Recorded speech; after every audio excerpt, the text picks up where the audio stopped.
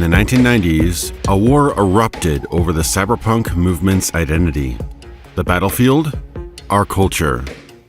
A new brand of science fiction was taking over the television sets, theater screens, and bookshelves.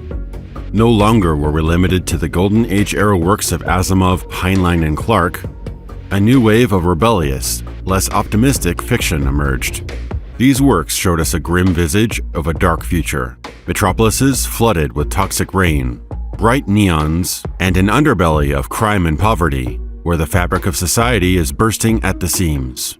But even this new subgenre, cyberpunk, was becoming fractured. Its identity was shifting away from individual creatives, instead being shoved front and center into the mainstream by big entertainment. Newer media seemed to adopt the style of cyberpunk, but ignored its substance. The definition of cyberpunk was blurred. Academically, it was the literary movement of the 1980s that took our eyes away from the stars and turned them down toward the dismal city streets. High-tech, low-life, as it's often defined. Informally, cyberpunk has become shorthand for any dark future media, whether that's accurate or not. Definitions range from being a geek who likes industrial metal music to being an anarchist hacker, from a delusionist who thinks they are in the future to simply carrying a Logitech scanner on your belt. Cyberpunk's densest decade, with a non-stop stream of novels, films, video games, and TV shows, also saw previously unrelated media, such as The X-Files, Billy Idol, Marvel Comics, and even Batman don the cyberpunk cowl. In the 10 years since the genre was founded, the net had become a real thing. We saw the rapid deployment of many online information and commerce hubs, now used daily by billions. Cyberspace now had to be explained using domain names, email addresses, and megabytes, instead of stylish technobabble. There was a shift from the fantastic and unattainable toward the practicality of personal computers and virtual reality. The seemingly limitless possibilities of technology inspired a sort of society-wide existentialism. This movement challenged our own perception of reality. Is our world real? Or could this all be a dream or simulation created by unfathomable forces? But one thing hadn't changed. Cyberpunk was still the coolest thing around, and we got a hell of a decade of thematic entertainment and a rapidly evolving culture that we would remember for generations to come. I hope you brought your mop, 'cause you're gonna clean this up. They should have locked you up. Little forget-me-not. You're not a part-time god. You're not a part-time god. You took a full-time job. You didn't even want. You're not a part-time.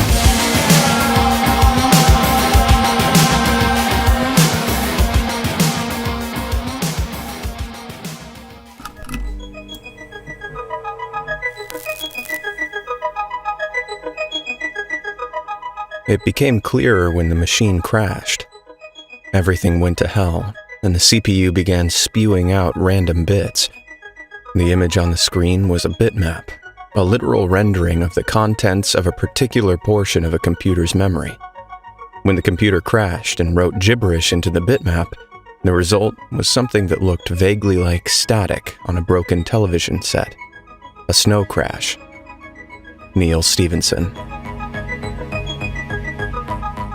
The immediate satisfaction of films, shows, and video games overshadowed the literary side of cyberpunk, but written works still shined throughout the 90s. Their reach had waned over time, but continued to offer insightful, fresh looks at the future of technology and society.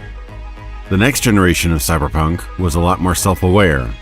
Newcomers like Neil Stephenson deconstructed the tropes and cliches of the genre, while veterans like Gibson and Sterling continued to thrive. But in terms of raw numbers, nothing ever came close to the phenomenon of Nearmancer.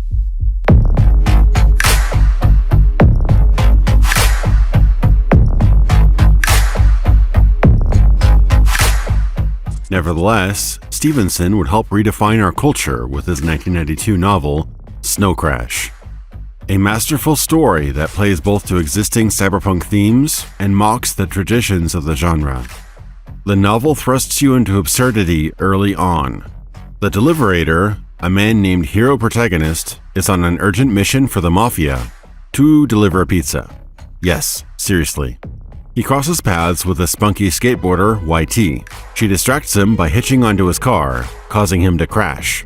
YT saves his skin from mob retaliation by offering to help with his delivery, and the two strike up an unlikely partnership. Hero is unmatched in his hacking skills, and a bit of a sword-fighting legend in the metaverse, the book's virtual reality world, and what our internet would eventually become. The metaverse is 1.5 times the size of Earth, a place where you can buy property and construct virtual metropolises. Most of the action takes place on the street, a gigantic highway spanning the circumference of the globe, and its surrounding area is the most coveted real estate in the metaverse. Here, people can represent themselves with avatars of any kind, so long as they're human-sized. And the entire thing is monetized, with purchasable real estate, microtransactions, and premium avatars. America has become divided, and the economy has inflated into ruin. The federal government has all but ceased to exist, and instead, a stateless form of anarchistic capitalism rules everything. Money is now exchanged by the quadrillions. A notorious computer virus known as Snow Crash is making the rounds. Only programmers and computer experts who understand its hidden code are afflicted by it. Through that interface, it can hospitalize them in real life, leaving nothing but static on their VR goggles. Hero becomes entangled with a dark conspiracy. Someone behind the Snow Crash virus is trying to play God and is manipulating the populace to some malevolent end. Wait a minute, Juanita. Make up your mind. This Snow Crash thing, is it a virus, a drug, or a religion? Juanita shrugs. What's the difference? How can you say that? You're a religious person yourself.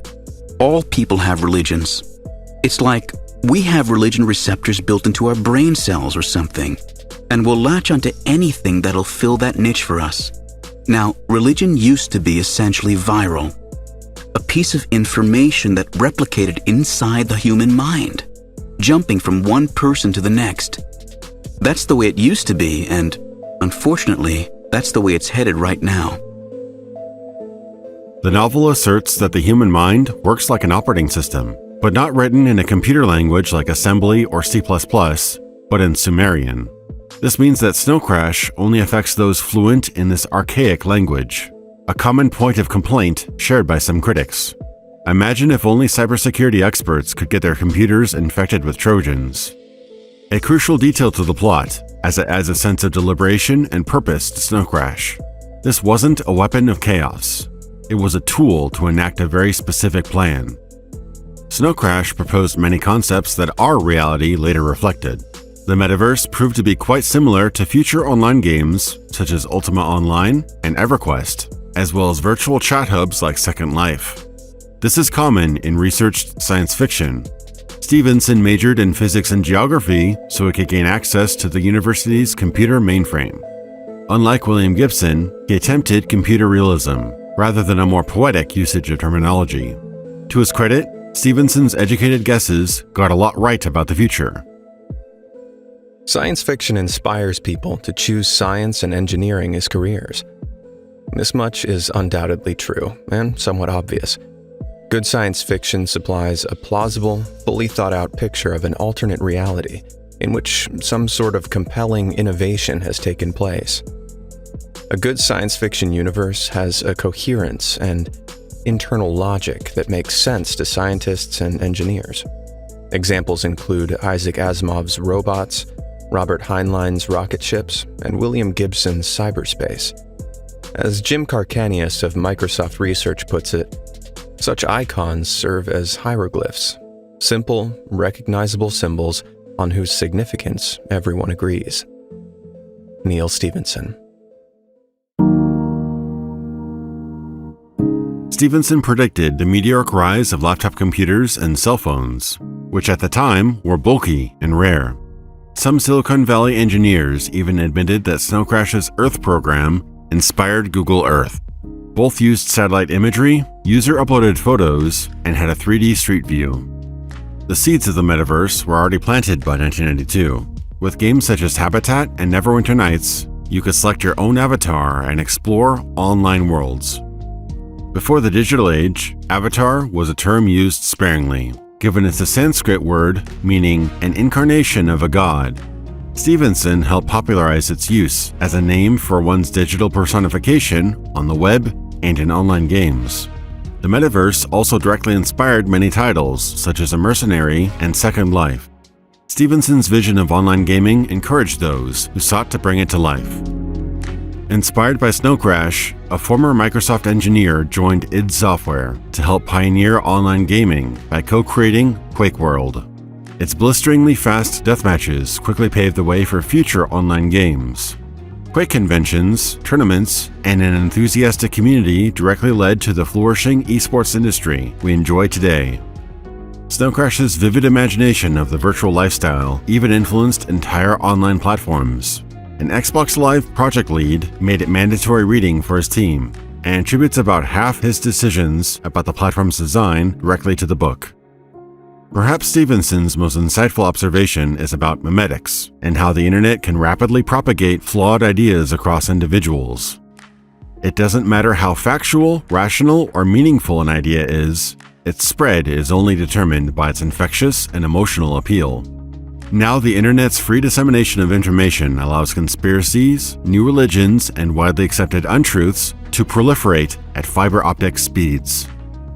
We are all susceptible to the pull of viral ideas, like mass hysteria, or a tune that gets into your head that you keep on humming all day until you spread it to someone else.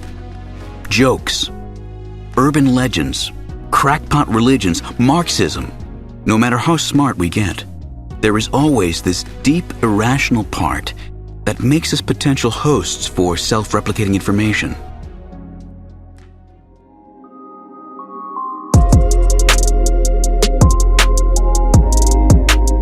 In the decade following William Gibson's acclaimed Sprawl trilogy, he wrote another series set in the decrepit San Francisco-Oakland Bay Bridge area in the aftermath of a devastating earthquake. They are all somewhat disconnected stories with a shared universe and timeline. The first in the series, Virtual Light, follows the story of a bike messenger who steals a pair of glasses from a rude customer out of spite. Obliviously, her petty crime would lead to a vast conspiracy. Now cops, corporate henchmen, and a hitman are all in hot pursuit to reclaim her unlikely prize. Here, check it out. He put them on her. She was facing the city when he did it. Financial district, the hills behind that. These towers blooming there. Buildings bigger than anything. A stone regular grid of them, marching in from the hills. Then Chinese writing filled the sky. Sammy. She felt him grab her as she lost her balance. The Chinese writing twisted into English. Sunflower Corporation. Anything she focused on, another label hit the sky. Dense patches of technical words she didn't understand. They were a pair of virtual light glasses containing the plans for a complete transformation of the city using nanotechnology. Priceless and dangerous to keep around, but it was too late to undo her mistake. The client turns up dead. The bloodhounds were on her trail, and they would take no prisoners. VL technology is similar to augmented reality hardware like Microsoft's HoloLens, but instead of projecting light onto transparent lenses, VL transmits images and sensations to our eyes directly, without the use of photon particles. This tech was based on a real-life hypothesis by scientist Stephen Beck. Gibson's style and colorful characterization of the future were unparalleled. His biting satire includes the sensationalist reality TV show Cops in Trouble, a porn star suspiciously similar to a contemporary pop diva, and the church's demonization of virtual reality. In classic cyberpunk style, the upper class of society maintains power and influence, while the lower class has to fight over the scraps. The story instills a deep sense of paranoia. No one can be trusted, and no one is beyond reproach.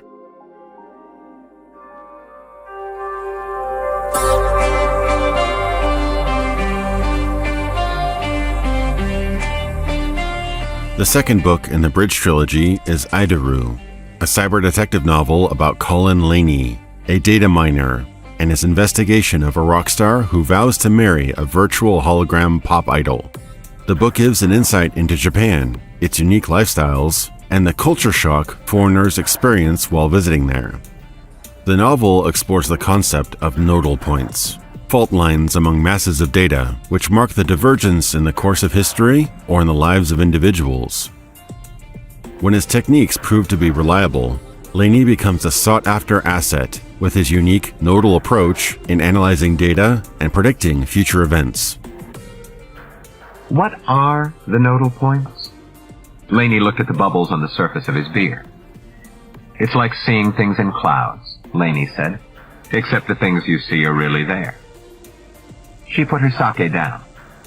Yamazaki promised me you weren't crazy. It's not crazy. It's something to do with how I process low-level broad-spectrum input. Something to do with pattern recognition. And SlithScan hired you on the basis of that? They hired me when I demonstrated that it works. But I can't do that with the kind of data you showed me today.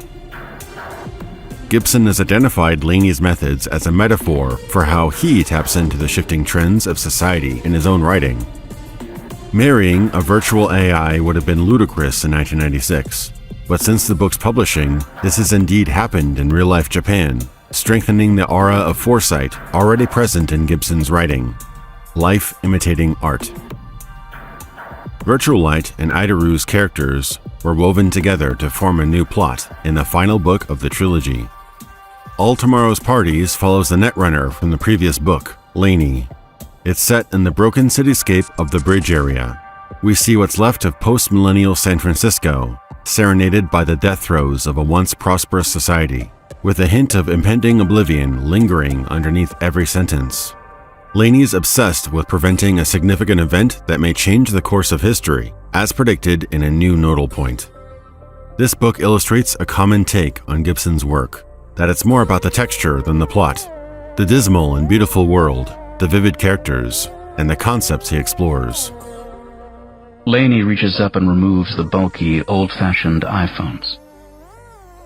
Yamazaki cannot see what outputs to them, but the shifting light from the display reveals Laney's hollowed eyes.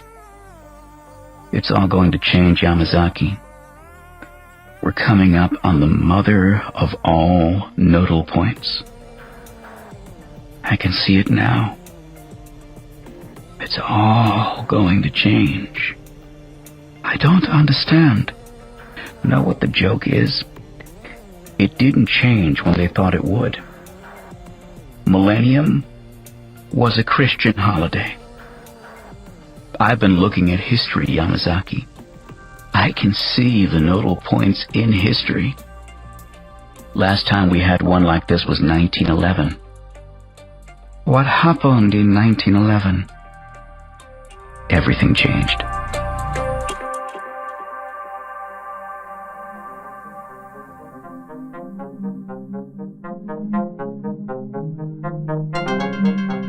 Along with the influx of cyberpunk literature, an explosion of comic books and animation was on the rise. It ranged from rebooted, traditional comic book heroes to refreshingly new stories about futurist metropolises. Transmetropolitan follows a gonzo journalist in a transhumanist society. After retiring into the mountains, one last job pulls him back into the crowded, dystopian city he tried to escape. Spider Jerusalem is a subversive journalist and a fearless fighter for truth, despite having more than a few screws loose. He has run-ins with punks, colorful city denizens, corrupt cops, and has a penchant for resisting authority. Bloody, brutal, and unapologetic, the series is an unflinching look at the dregs of society.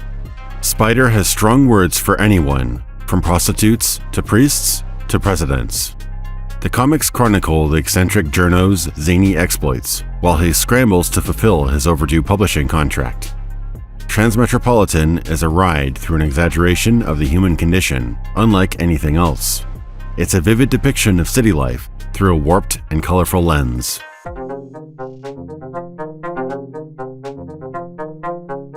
Both Marvel and DC Comics would spin off their most famous series with a dark future setting, tapping into the circuits and sprawling cityscapes we had on the brain. Marvel 2099 saw Ghost Rider, Spider-Man, the X-Men, and others face off against a corporocratic world. North America has fallen into the hands of megacorporations such as Alchemax, who rule the dystopian police force, the Public Eye. Here, Ghost Rider is an entity pulled from cyberspace into an android body in his quest to bring down the Demonix Corporation. Spider-Man is transformed into a mutant superhuman through a DNA rewriting machine. And the X-Men fight against a sinister plot to assimilate all life on Earth into techno-organic beings, and only mutants like them are resilient to this malady. At the end of the millennium, one of DC Comics' most popular spin-offs debuted. Batman Beyond follows Bruce Wayne in his twilight years, having long retired from his role as the Dark Knight. Fate leads him to mentor and train Terry McGinnis, a young protege, to use his high-tech Batman gear to bring back justice and peace to Neo Gotham. Terry teams up with hacker Max Gibson and other allies, seeking to cure the criminal scourge that has festered for too long in their city. The animated series is set in the cyber age of 2039, with cyborg eco-terrorists, dangerous psychokinetics, and the descendants of Batman's old enemies. The series illuminates the fractured life of a former caped hero, and with its fresh cyberpunk setting, was hailed as one of the most inspired comic spin-offs.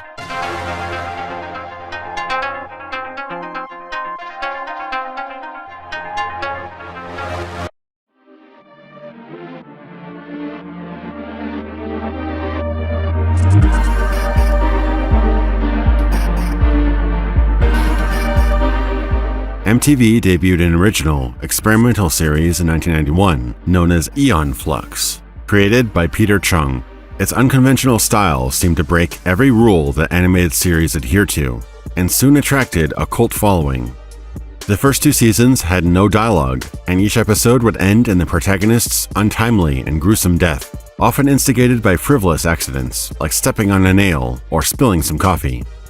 Season 3 added dialogue and made it into longer 22-minute episodes, and was reimagined as a more serialized, coherent story. In a totalitarian society with citizens both mundane and incomprehensibly strange, the series often pits Trevor Goodchild, the self-appointed leader of the society, against a Monacan spy, Eon.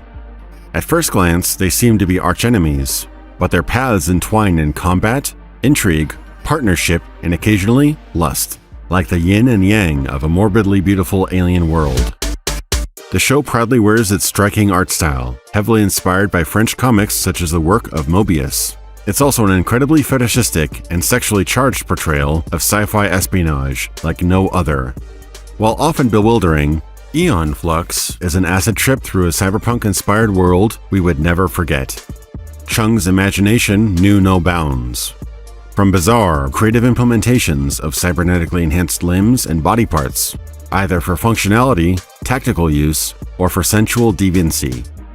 Aeon Flux is shocking, bordering on pornographic at times, but it's also an inexplicable adventure that would push the boundaries of animated storytelling in the West to its breaking point. Despite its relatively short series run, it still holds a special place in many a fan's heart.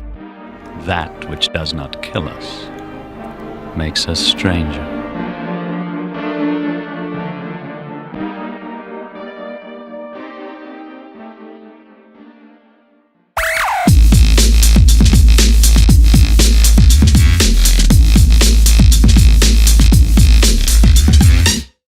And in 1990, we saw the first really coherent attempt to demonize the computer underground, to really cook them up as a national threat and just essentially to break their backs.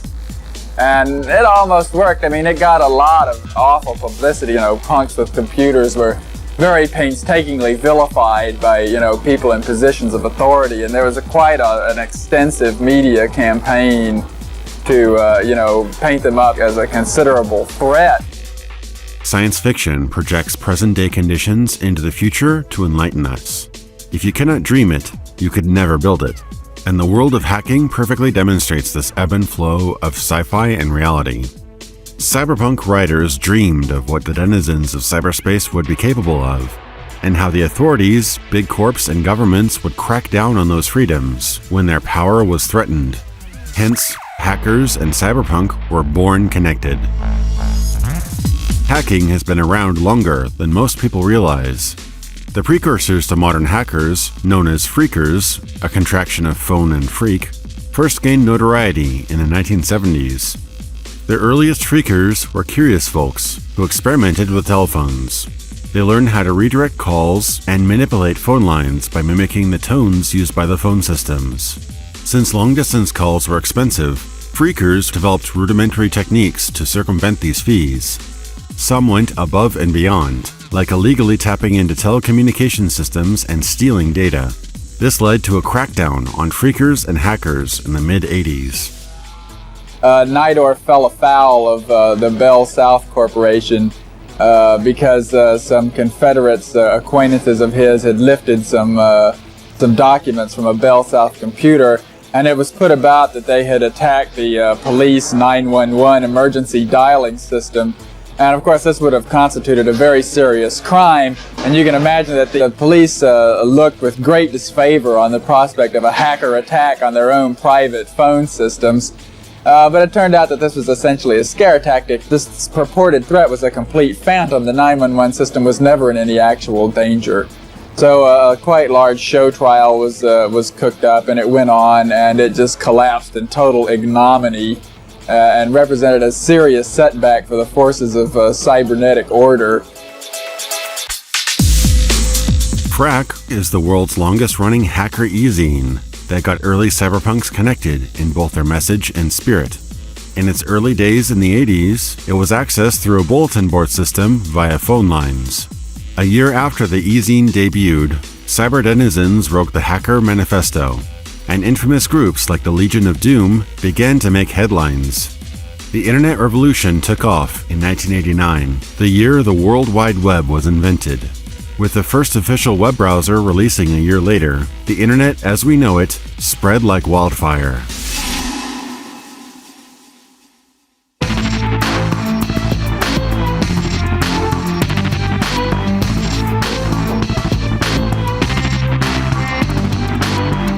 The middle of the decade saw the industry experience its greatest boom in computer technology. Amazon, eBay, Yahoo, Google, and Hotmail were all founded within a few years of each other. In 1995, Microsoft launched Windows 95, a powerful and accessible new door to personal computing. In the 5 years that followed, we went from 40 million to 400 million Internet users. It was a technological milestone in history. This resonating enthusiasm for computing caught the entertainment industry's attention. We saw a shift of focus from seemingly unattainable cybernetics and hardware, like in previous media, toward a more realistic portrayal of software, hacking, and virtual reality. More computer users meant new opportunities, but fresh faces meant new risks. The concept of the feds and hackers battling it out in cyberspace was no longer science fiction. It was quickly becoming a reality. The world was feverishly grasping for more technology. We went from cassette tapes to CDs to digital MP3 music in only a dozen years. Hacker culture also developed rapidly, inspiring anything from the low-level script kiddies all the way up to notorious black hats. Even amateur computer enthusiasts eagerly adopted the term hacker due to its unmistakable cool factor. And where there is hacking, there's piracy. The 90s would see rampant anti-piracy PSAs, just like the drug PSAs from the decade before. Illegally downloading cracked software, music, movies, or TV shows from the internet using peer-to-peer services like Napster, LimeWire, or Kazaa was quickly becoming vogue. The ability to copy digitally pirated goods indefinitely fostered the perception that copyrighted material was free for everyone. Corporations began to suffer losses, and even music labels and rock bands fought back in the courts, such as the landmark Metallica v. Napster case in the year 2000. As years went on, the infamous Piracy It's a Crime PSA would run before hundreds of movies. It used an edgy presentation to equate downloading a movie with stealing a car, encapsulating the overblown anti-hacker rhetoric of the time. Anonymity allowed online culture to thrive. Authorities couldn't completely lock it down, and that convinced users that they were untouchable. It was the Wired West, and the cowboys of cyberspace loved every second. Identity had been forever changed by the internet, Formerly, it had meant who you really are, but now it meant any one of a number of persistent faces that you can present to the digital universe. Neil Stephenson.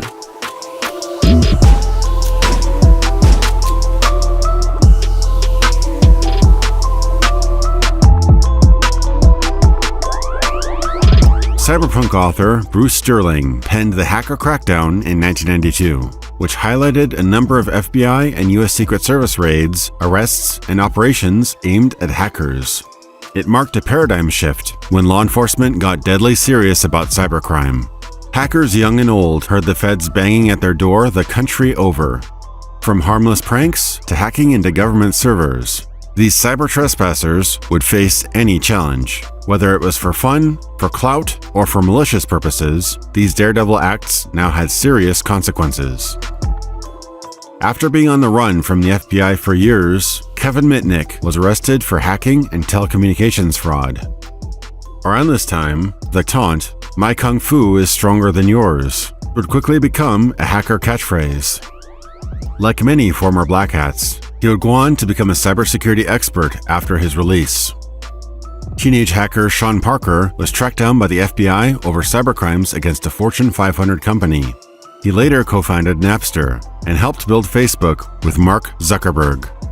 The Secret Service even raided a tabletop game developer working on GURPS Cyberpunk, seizing computers, manuscripts, and discs. Steve Jackson Games eventually won the case, leading to an end of these questionable anti-hacker operations. Crazy stories like these, seemingly ripped straight from sci-fi novels, sowed the seeds that would take the entertainment industry by storm. Outlandish cyberspace would give way to films mirroring real-life hackers on the World Wide Web. The same year Sterling's book was published, Sneakers released, a genuine look into penetration testing, hacking, and social engineering. The movie follows a ragtag group of hackers, freakers, technicians, and security experts. Their world is turned upside down when one of their jobs lands a black box in their laps. It turns out to be the most advanced codebreaker ever made, and its untold power is too dangerous for anyone to be entrusted with. Anybody want to crash a couple of passenger jets? I said, turn it off. Turn it off! Nothing was beyond its reach, from airline jets to nuclear codes, and that lands the group into the crosshairs of the most dangerous people in the world. Despite the MacGuffin's concept being more fantastic than realistic, Sneakers applies several practical hacking techniques. Phreaking is used to obscure the group's location while calling the NSA. Common tactics like rummaging through trash for private information and using social engineering to bypass security are also demonstrated in detail. It remains one of the earlier Hollywood films to capture hacking with a level of practicality. 1995 could be dubbed the year of the hacker. Famous cybercriminals were arrested, and 3 big-budget hacking movies were released back-to-back: The Net, Hackers, and Johnny Mnemonic. The Net is a glimpse into the technology-obsessed 1990s, when modem, PC, and computer server technology seemed boundless. It explores the personal, political, and corporate dangers of the wired world. This cyber thriller shows off infectious malware that can compromise your computer by clicking a link or loading up a suspicious disk. And medical records can be falsified, leaving you to believe that you have a terminal illness. Even your prescriptions can be altered, making your next trip to the pharmacy your last. The film's opening wowed audiences with the now mundane activity of ordering a pizza online. Sandra Bullock's character is a shut-in computer nerd who only socializes online through chat and email. Unconventional at the time, this is now all too common with computer enthusiasts. Computers your life, aren't they? Yes. Perfect hiding place. What's your speciality in computers? Beta testing mostly, but pretty much anything. Just go into people's systems, you find their faults, and you fix it, that's all. What happens if they don't have any faults? Don't believe I've met one yet. The film helped drive the awe, fear, and uncertainty of computers to a fever pitch. Whether this was all feasible in the 1990s was irrelevant. The Net was a perfect diorama of where our heads were at toward the end of the millennium.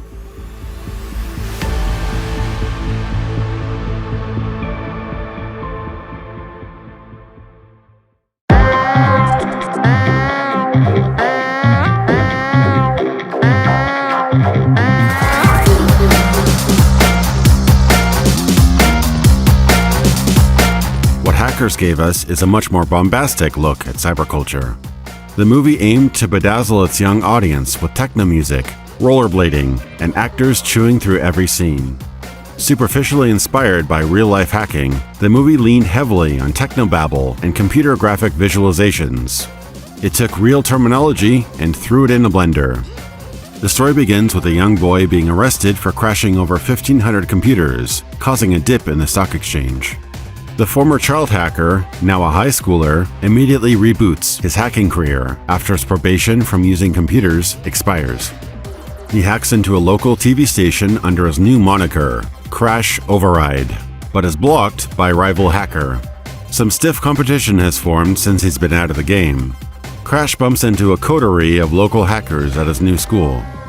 As a rite of passage, one of its newer members hacks into the mainframe of an energy corporation dubbed the Gibson, and gets backtraced and arrested by the feds. They realize something larger is at stake, as their hacker friends are arrested and charged for crimes they didn't commit. Hike the planet! Hike the planet! Shut up and get in the car! The hackers uncover evidence that somebody's embezzling money on a massive scale, which could cost the company millions. The Plague, a cybersecurity officer by day, hacker by night, notices this emerging group of cyber thieves and accuses them of planting a virus called Da Vinci, a nod to the infamous, real-life Michelangelo virus. The Da Vinci virus has infected several oil tankers, and unless its creator's demands are met, the tankers will topple. What follows is a battle between the teenage cyberpunks versus the Corpos, now teamed up with the Secret Service. They're cracking down Crash's crew, aiming to lock them up for the rest of the foreseeable future. This is our world now. The world of the electron and the switch, the beauty of the bond. We exist without nationality, skin color, or religious bias. You wage wars, murder, cheat, lie to us and try to make us believe it's for our own good, yet we're the criminals. Yes, I am a criminal. My crime is that of curiosity. I am a hacker, and this is my manifesto.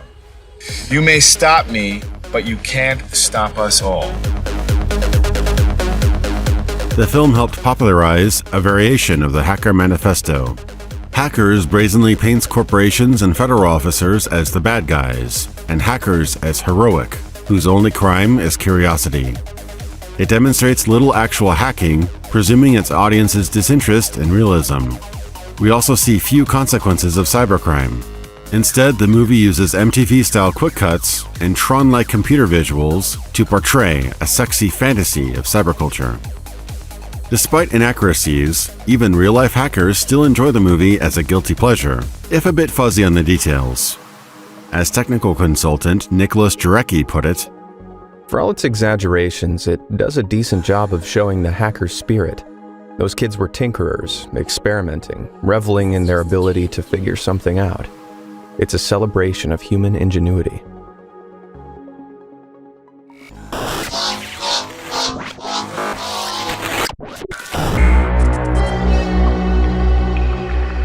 Despite its widespread acclaim and sales, William Gibson's classic novel Neuromancer was having trouble making its way to the silver screen. It was stuck in development hell for decades, despite director interest and several pitches. Instead, Gibson's earlier work, Johnny Mnemonic, was adapted in 1995. What started as an indie art house project exploded into a $30 million pitch to Sony Pictures, fueled by the boom of computer technology. When Gibson himself wrote the screenplay, he had to adapt the 22-page short story into a feature-length film, essentially inventing 80% of the plot from scratch. Johnny Mnemonic follows the life of a data smuggler who gave up his childhood memories years ago for a head implant. This effectively turned his brain into a portable hard drive for discrete clients. This idea mirrors the real-life sneaker net, where people transport data storage by foot. But unlike the floppy disks or CDs of the 90s, Johnny can carry a whopping 80 gigabytes in his head, over 50 times the capacity of an average hard drive in 1995. Many may think of Gibson as a technophile, but even he admits that was never true. He wrote his earlier works on a typewriter and gradually switched to the Apple II, then to consumer-friendly MacBooks and iPads. When he modernized Johnny Mnemonic for the big screen, he had to brush up his knowledge of computer technology. I was actually able to write Neuromancer because I didn't know anything about computers. I knew literally nothing. What I did was deconstruct the poetics of the language of people who were already working in the field. I'd stand in the hotel bar at the Seattle Science Fiction Convention listening to these guys who were the first computer programmers I ever saw talk about their work. I had no idea what they were talking about, but that was the first time that I ever heard the word interface used as a verb. And I swooned. Wow, that's a verb. Seriously, poetically, that was wonderful. So I was listening to it as an English honors student. I would take it back out, deconstruct it poetically, and build a world from those bricks.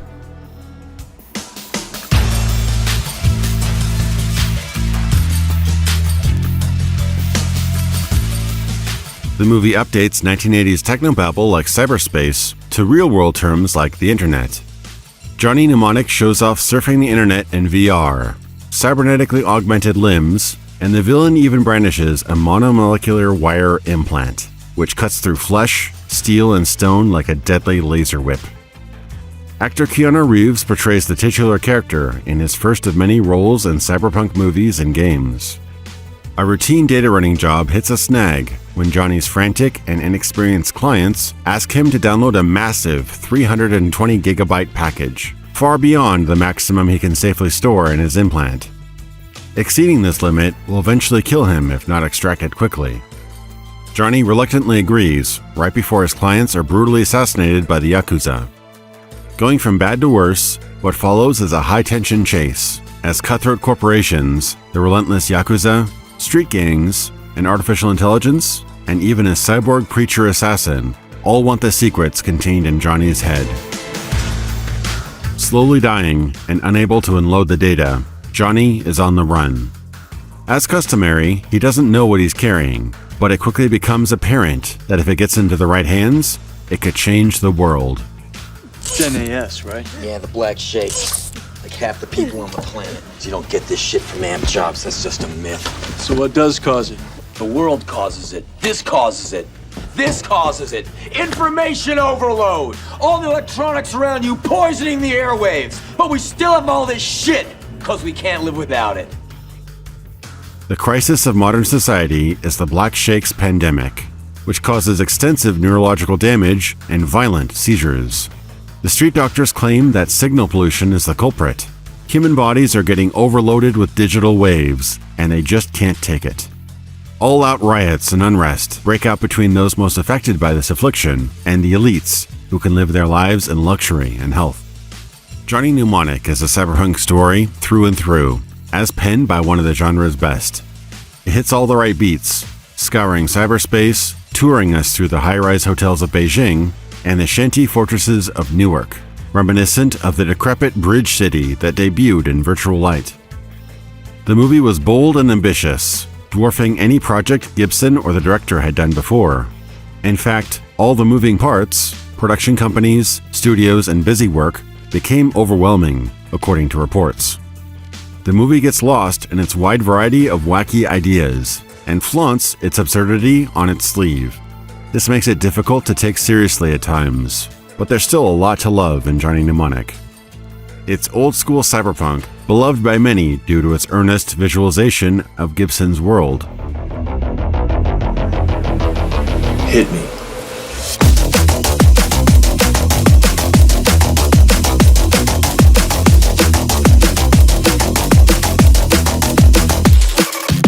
A live-action video game was designed as a companion piece to the movie.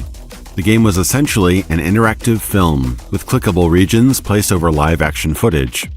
It's a product of the FMV or full-motion video era, where ambitious devs tried to blur the line between cinema and games. With a completely separate cast of actors, and a tenth of the budget, the game tries to capture the suspense of being a walking hard drive in a cyberpunk world, though the production values and writing differ significantly from the film.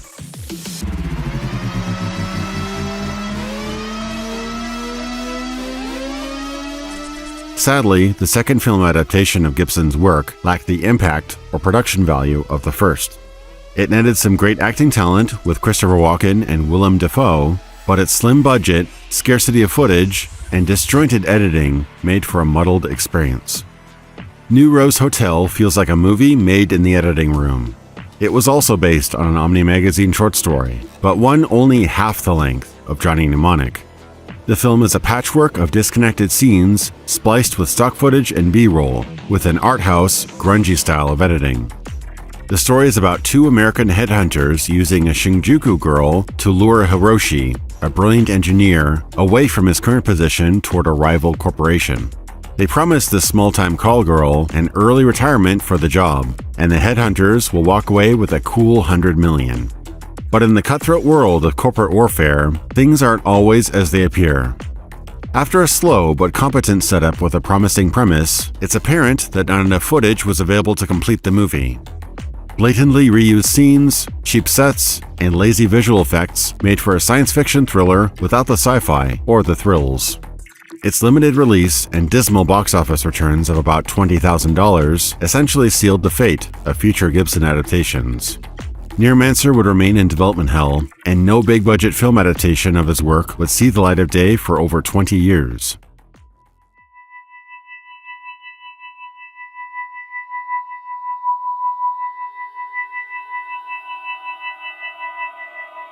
Japanese animated features embraced hacker culture as well. Anime was diversifying in the 1990s, from Cowboy Bebop to Neon Genesis Evangelion, from Ghost in the Shell to Serial Experiments Lain. The latter, as the title suggests, was highly experimental.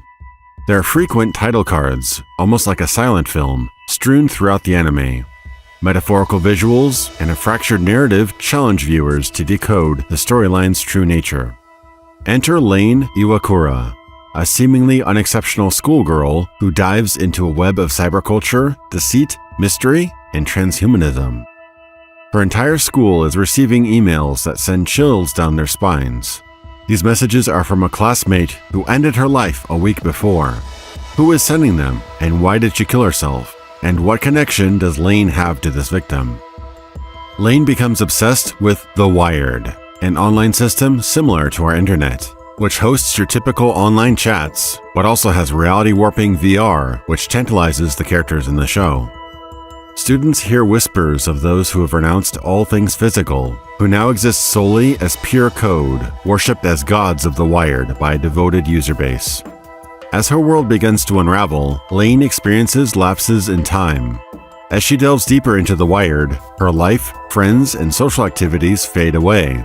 She has waking nightmares, drug-like hallucinations of blood and paranoia, haunting visions of ever-changing faces, and men in black, lurking behind corners. Lane often hangs out at a hacker den nightclub called Siberia, a likely nod to Douglas Rushkoff's book about early internet culture. At the club, an anti-wired terrorist commits a brutal murder right in front of Lane and her friends, suggesting there's more to this online world than it appears. Some cite that Serial Experiments Lain was inspired in part by the 8-circuit model of consciousness proposed by Dr. Timothy Leary, a hypothesis that compares human drives, the brain, and bodily functions to computer circuits. Leary was infamous for his controversial ideas, his love of LSD, and his connections to science fiction writers such as Gibson. The show is remarkably atmospheric, with long sequences where you can hear only the hums and whines of power lines that sprawl over the city like a prison of wires, threatening to envelop its inhabitants. Predictive for 1998, the series notes how internet-driven obsession and addiction could affect its users. It also speaks to the complete transplantation of the consciousness from the flesh to the digital world entirely, in a relatable and chilling setting.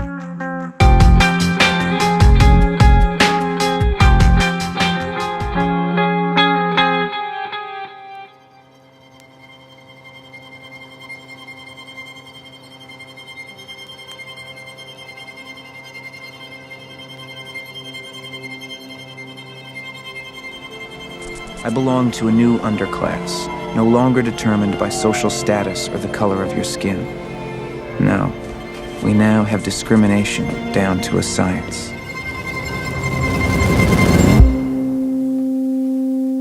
We would also see creative works explore the idea of hacking biology instead of circuitry. As designer baby studies became more prominent in the 90s, Truman Show screenwriter Andrew Niccol wrote and directed a profound biopunk film that explores the evolution of prejudice, genetic inequality, and the human spirit. Biopunk is often defined as an offshoot of cyberpunk, but instead of dealing with cybernetics, it focuses on synthetic organics, biotechnology, DNA manipulation, and their effects on society. Gattaca is a 1997 film about Vincent Freeman, a natural-born man who was conceived without genetic intervention. During his birth, it's declared that he has a degenerative heart condition that would kill him in his 30s.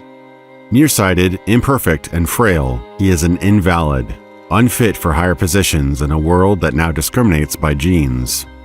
Exclusive clubs, employers, and even the dating pool now discriminate on the basis of your DNA. Vincent is always playing second fiddle to his younger brother, who had his genes perfected before birth. Taller, stronger, healthier, and able to achieve the things that Vincent could never hope to. His one goal is to join Gattaca Aerospace Corporation and take part in the upcoming mission to Titan, but he's hit his employment ceiling as a janitor. Desperate, he becomes a borrowed ladder, someone who buys DNA samples from a valid, skin, blood, urine, and hair, in order to pose as a genetically qualified candidate. Bypassing biometric scanners, screenings, and blood tests, he's escaping his predestined social class. Vincent's donor is a perfect specimen, a former athlete whose career was ended in a tragic accident, and is now a self-loathing paralytic who could use the money a Gattaca employee could pay. Vincent's routine of painstakingly cleaning his person and workspace of any traces of DNA borders on paranoia. He also plants fake samples of hair and skin to further throw off inspectors. But when a brutal murder occurs at his workplace, everything could come crashing down. The Hoovers start collecting DNA evidence from all over Gattaca and interrogate those with a motive to kill or secrets to hide. Their nickname is Wordplay, a combo of the notorious FBI director and the vacuum cleaner brand. Part future noir, part dystopian drama, Gattaca examines a world where eugenics is king, and merit is an afterthought. James Hughes would later criticize Gattaca in his book Citizen Cyborg for fear-mongering about legitimate health requirements for astronauts.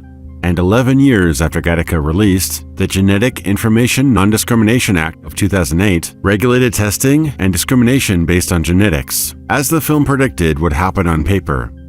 But as Gattaca's opening monologue warned, My father was right. It didn't matter how much I lied on my resume. My real resume was in my cells. Of course, it's illegal to discriminate. Genoism, it's called. But no one takes the law seriously. Despite its grim and sobering themes, the film also evokes an inspirational message. There is no gene for the human spirit.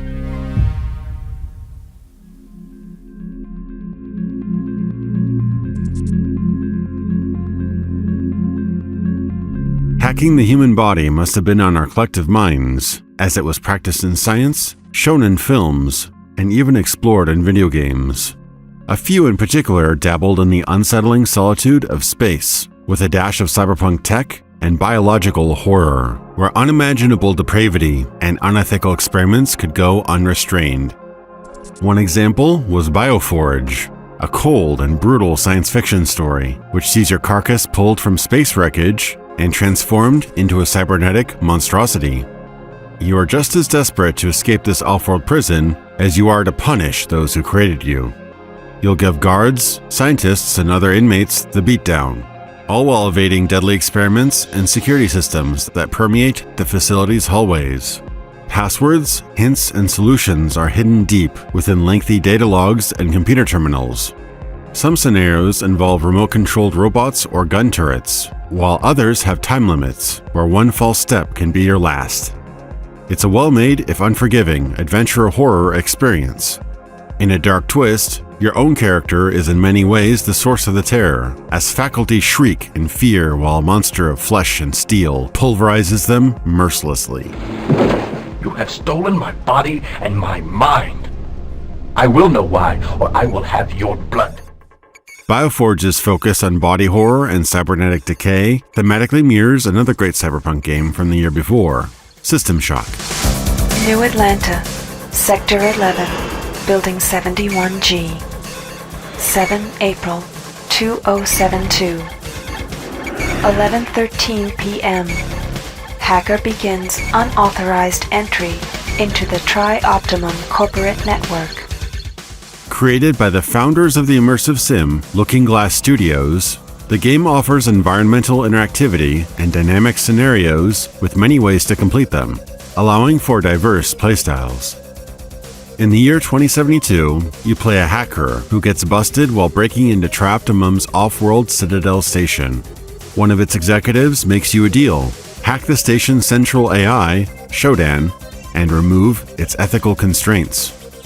In exchange, you'll get a military-grade neural implant installed while you're under a 6-month coma.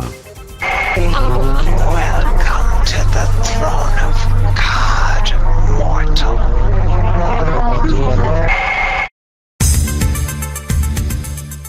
You awaken to learn that Shodan reprogrammed the androids on board to be hostile, and the crew have either been murdered or have been mutated into twisted husks, who now worship their newfound dark goddess. Your only goal is to undo the atrocities you inadvertently released and escape this technological house of horror.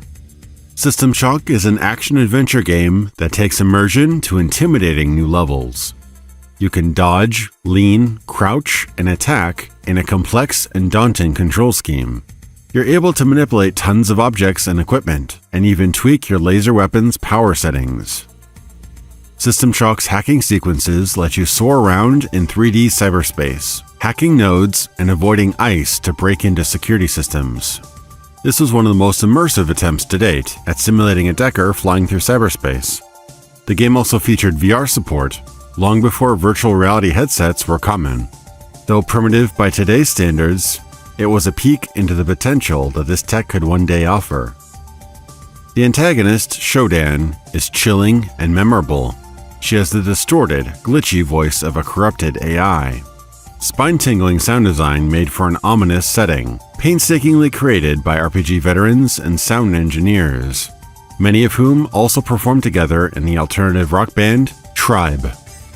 System Shock paved the way for some of the most interactive and immersive video game experiences, like Thief, Deus Ex, and BioShock. The game is also fondly remembered for introducing one of the most memorable and haunting villains in gaming history.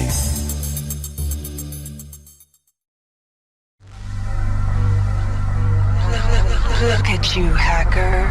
A pathetic creature of meat and bone, panting and sweating as you run through my corridors. How can you challenge a perfect, immortal machine?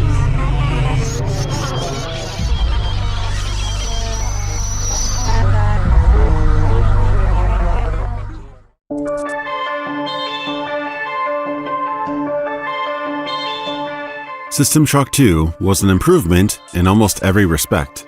The sequel used the engine developed for Thief the Dark Project. 5 years of technological progress brought fully 3D modeled graphics, better gun handling, and improved stealth gameplay. System Shock 2 is more graphic and terrifying than the original.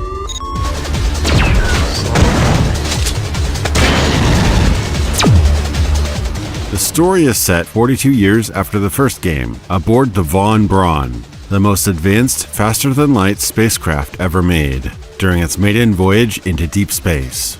But when you wake from cryosleep, you find the once pristine, cutting-edge ship in tatters. The crew is mostly dead, missing, or worse, turned into disturbing hybrids of human, mutant, and machine. You'll shudder as you hear them talking amongst themselves, lurking around corners, and sneaking up on you when you least expect it. Must be right under my nose. Come out. Come out. Come out. Working with the remaining crew via radio, you'll navigate dangerous corridors, threatened by a corrupted artificial intelligence and the grotesque abominations that have infected the ship, known only as the Many. Haunted by audio logs left behind by deceased crew members, radio transmissions, and unnerving telepathic voices, this creates a threatening and uneasy atmosphere. You're also hearing whispers of the return of an old familiar enemy, the corrupted AI known as Shodan.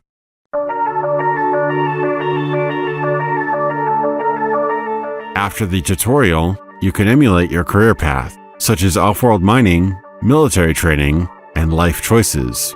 These provide stat bonuses for your character. The sequel borrows more traditional RPG mechanics like progression and skill points. Completing objectives grants you cybernetic modules which you can allocate toward guns, hacking, psionics, and other paths. 3 character classes are now available. Shooting is inaccurate unless you improve your gun handling. Weapons need maintenance, can be modified, and some items have a skill requisite. Hacking has been replaced with a simple strategy minigame with stat bonuses, instead of the 3D cyberspace of the first game. It allows you to bypass security cameras, turrets, and robots, and you can unlock containers and keypads to get extra loot or open up new pathways aboard the Von Braun. The System Shock series lovingly embraces cyberpunk tropes. Ice picks bypass security systems, you can augment yourself with cybernetic implants, and a rogue artificial intelligence is a threat that looms over everything.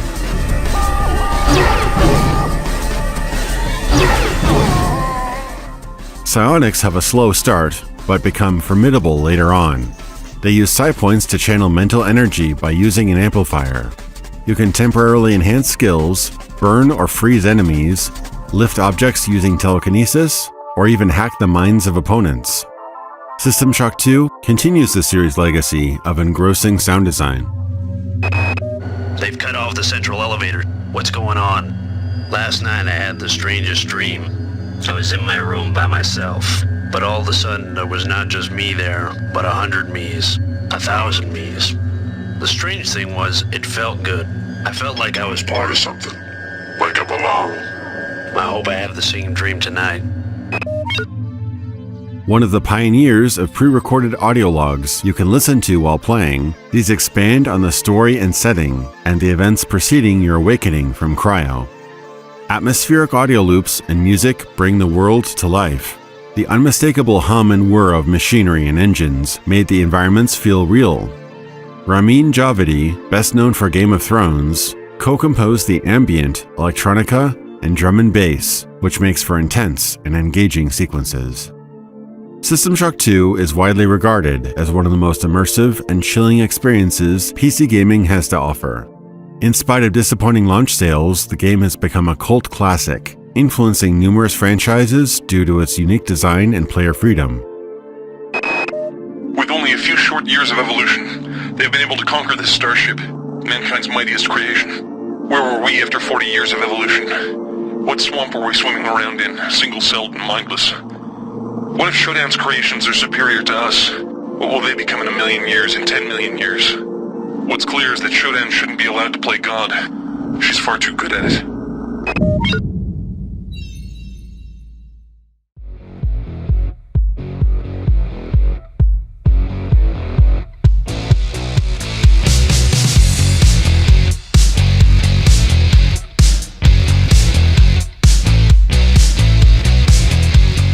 Cyberpunk has a long musical history, often hearing its themes echoed in electronic, metal, industrial, and new wave genres. The movement owes a lot of its look, sound, energy, and feel to the punk rock and heavy metal scenes. Black leather, metal piercings, wild hairstyles, and a middle finger firmly extended toward authority. Perhaps nothing better encapsulated the classic cyberpunk aesthetic than the world-renowned heavy metal magazine. Its famous covers guest-starred cyborgs, punks walking the ruined city streets, circuits, and cybernetics. Both beautiful and corrupted, inspirational, and even a bit pornographic, the sci-fi visuals in heavy metal were like the pretty streetworker of cyberpunk, contrasting its glamorous neon and chrome with its seedy underbelly. Future authors such as Gibson absorbed this fertile imagery while sculpting their intricate stories, characters, and rich histories.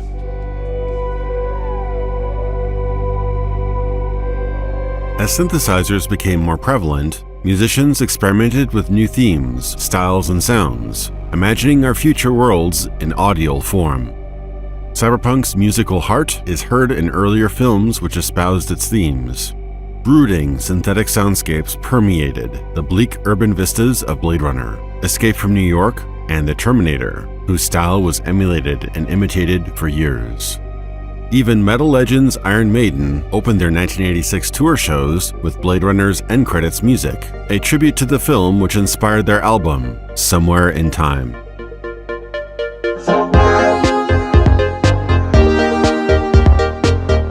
German electronic quartet Kraftwerk were synthesizer pioneers of the 1970s. They famously imitated robots on stage, and their lyrics evoked humanity's growing dependence on technology. Simple yet dreamy rhythms and retro-futuristic fashion made for an experience that is still popular today. Inspired by Kraftwerk and the synth sounds of the Moog, Gary Newman evolved from punk rock to become a trailblazer in new wave electronic music. Most known for his upbeat synth-pop hit, Cars, that high-energy sound obscured a darker voice underneath. The same year as his biggest hit, he performed Our Friends Electric, which journeyed us through the morbid experience of android prostitutes. Directly inspired by Philip K. Dick's fiction, especially his seminal work, Do Androids Dream of Electric Sheep, 3 years before it would be adapted to the big screen as Blade Runner. Over the decades, Newman and his musical disciples would evolve the sound into darker, more experimental tones. 9 Inch Nails clutched at the aching, angsty heart of 1990s youth, with their rage-filled, animalistic vocals mixed with computer-bred melodies. Its creator, Trent Reznor, harnessed his background in synthesizers and jazz music, but added mechanical noise and sinister lyrics with his debut album, Pretty Hate Machine. Industrial rock and electronica often embraced nihilism, sounding like the primal drives itching at the back of every person's head, set against the squealing cogs of the great machine of civilization. Head Like a Hole's striking music video shows a mechanical head with gears, rotors, and circuits. A man struggles while hanging, entwined by wires, while Reznor screams about the worship of the almighty dollar and our masochistic urge to accumulate it.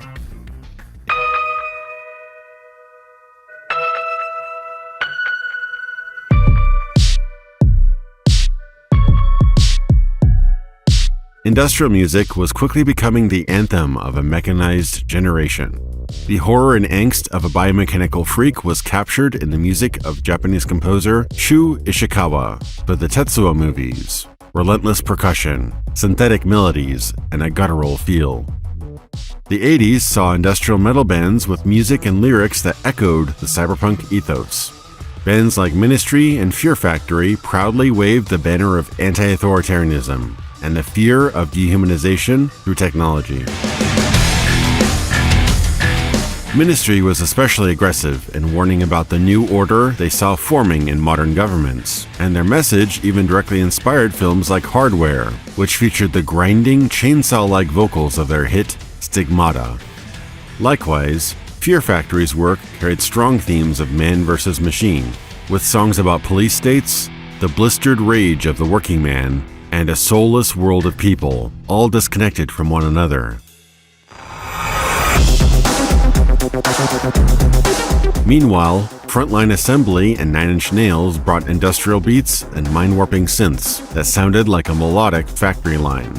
Some of their earlier music videos looked like trailers of cyberpunk movies that never made it to cinemas.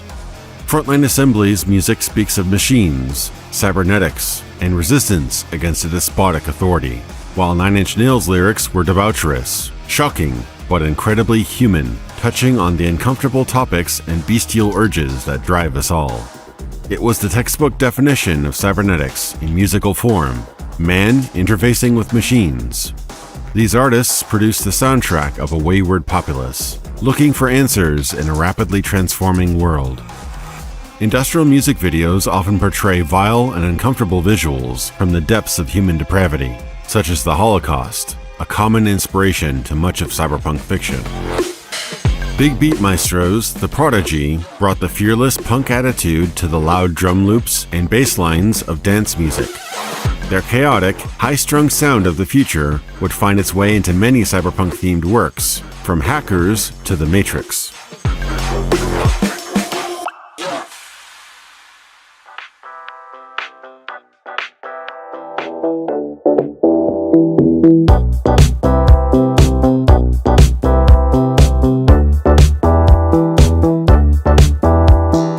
Later in the decade, electronic duo Daft Punk drenched their act in the colorful style of androids, technology, and robotics. They popularized the trend of wearing signature helmets instead of showing their faces. Their lavish costumes and stage performances were heavily inspired by Tron, classic sci-fi films, and Sid Mead's concept artwork.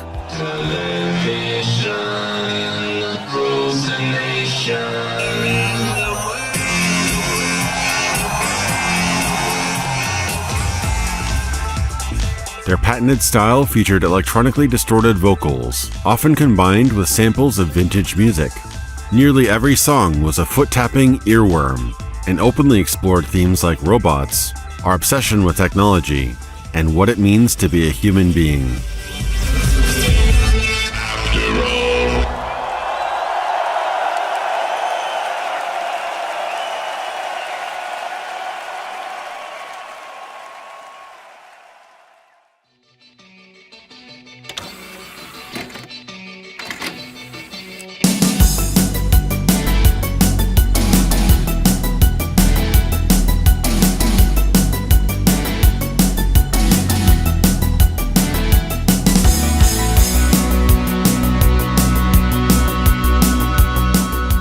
Even newcomers to cyberpunk culture adopted it as their own.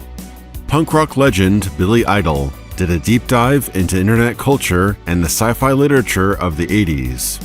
To capture the spirit of the movement, he talked with experts on cyberculture, Usenet groups, and some of the oldest online communities. Neuromancer, movies like The Lawnmower Man, and The Computer Age heavily inspired 1993's Cyberpunk, Billy's experimental comeback album. Considered one of the very first digital multimedia albums, Cyberpunk had a floppy disk with art, lyrics, and other material, and his personal email address inside. The song Shock to the System was released as a single and a music video, which portrayed Billy transforming into a grotesque cyborg, set against urban unrest and a despotic police force, encapsulating the rebellious and angsty heart of the 90s. Though in the eyes of many critics, Idol mainstreamed cyberpunk, claiming he latched onto this cultural phenomenon cynically, rather than through love and understanding. Whether you were tuned into it or not, the cyberpunk movement infected our airwaves. You heard it on your radio, you saw it on your television, and you cheered for it at concerts. Cyberpunk's vision of the future was beginning to resemble reality.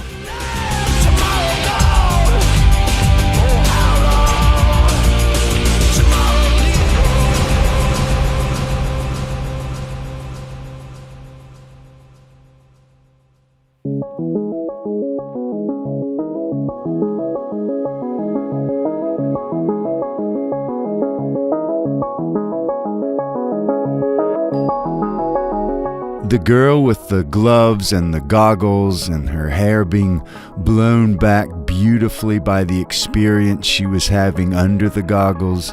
VR was like the future that never happened. Like the flying car or the jetpack.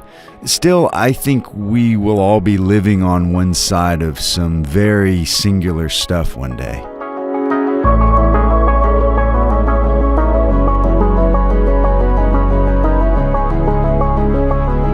Entertainment and media would herald virtual reality as the way we would interface with computers in the future. Clunky hardware like keyboards and mice seemed like a stepping stone on the path to launching headfirst into cyberspace, just as we had witnessed in the media of the 1980s, such as Tron, Brainstorm, and even The Twilight Zone. As computer graphics technology marched steadily into the millennium, the desire to go beyond flat screens into lifelike 3D worlds by way of virtual reality was growing at a breakneck pace. As the looming threat of the dot-com bubble grew ever closer to bursting, millions were invested in hardware and software companies by those itching to get a slice of that future tech pie. Huge gains were made with real-life VR tech in the late 80s and 90s. Using this technology in first-person experiences and flight sims showed great promise, but it was limited to tech demos with few practical applications. VPL's Data Glove, iPhones, and Data Suit were the first VR products available to consumers, but they didn't catch on with the masses. Unfortunately, the tech just wasn't there yet. None were more disappointed by this than video game giant Nintendo, who jumped onto the VR bandwagon with the Virtual Boy project in 1995. This was their second attempt at breaking the two-dimensional barrier of gaming. Their first attempt was in 1987 with the Famicom 3D system, which used alternating images and active shutter glasses to imitate depth to the human eye. There was a lot of potential with the Virtual Boy's promise of 3D gaming, but too much was sacrificed on the road to a compact, all-in-one console with dual-screen goggles. Red monochrome graphics, neck and eye strain, no motion tracking, and poor game implementation made this pseudo-VR headset defunct within a year of release. We didn't know as much about simulator sickness back then, and the HD screens and refresh rates needed to trick our eyes into believing in these false worlds were simply out of our grasp.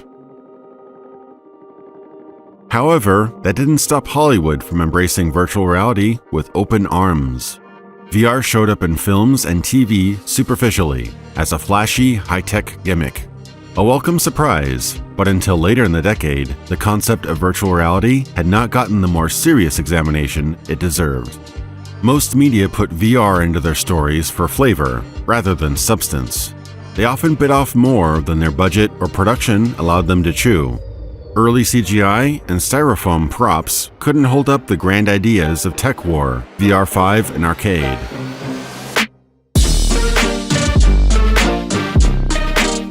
They have some inspired plots and use video game mechanics to add flair and a ticking clock element, but their special effects and understanding of VR have aged poorly.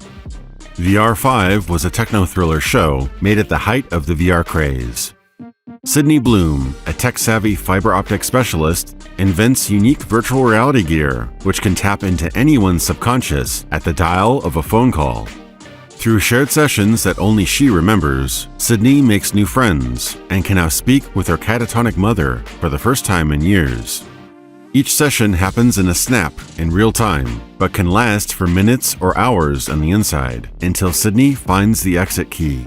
A bad trip can even land you in a coma, and things turn deadly when she ventures into the mind of a killer by accident. This attracts the attention of the shadowy organizations researching the true potential of this VR phenomenon. VR5 imagines virtual reality as a doorway to another dimension, rather than a human-constructed simulation. So while the show is light on realism, it captures the sense of potential surrounding VR that swooned audiences at the time. Star Trek's first captain, William Shatner, worked with a ghostwriter to create several novels known as the Tech War series in the 80s and 90s. These books imagined a drug-like virtual reality experience, illegally traded via microchips called tech. The story follows a cop who's framed and sentenced to suspended animation for dealing tech. A sudden, early release has got him searching for answers. Star Trek's successful revival show likely boosted Shatner's books into the mainstream, turning into a full transmedia franchise. Comic books, multiple movies, a TV series, and even a first-person shooter tie-in game. Unfortunately, this franchise's ambition overshot its demand. The premiere episode was seen by millions and broke records, but its viewership quickly dwindled, and the show was canceled even before all its episodes had aired.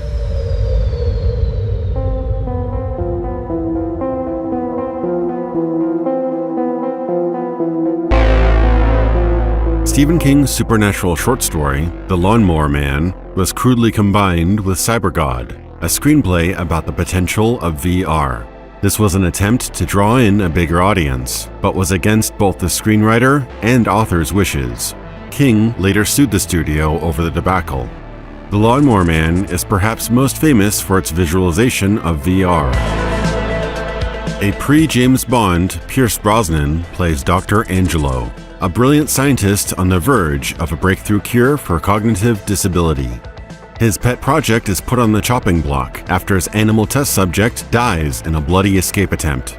In desperation, Dr. Angelo goes off the books and takes his research to the outside world. He attempts the impossible, to cure the local landscaper, Job, of his simple mind.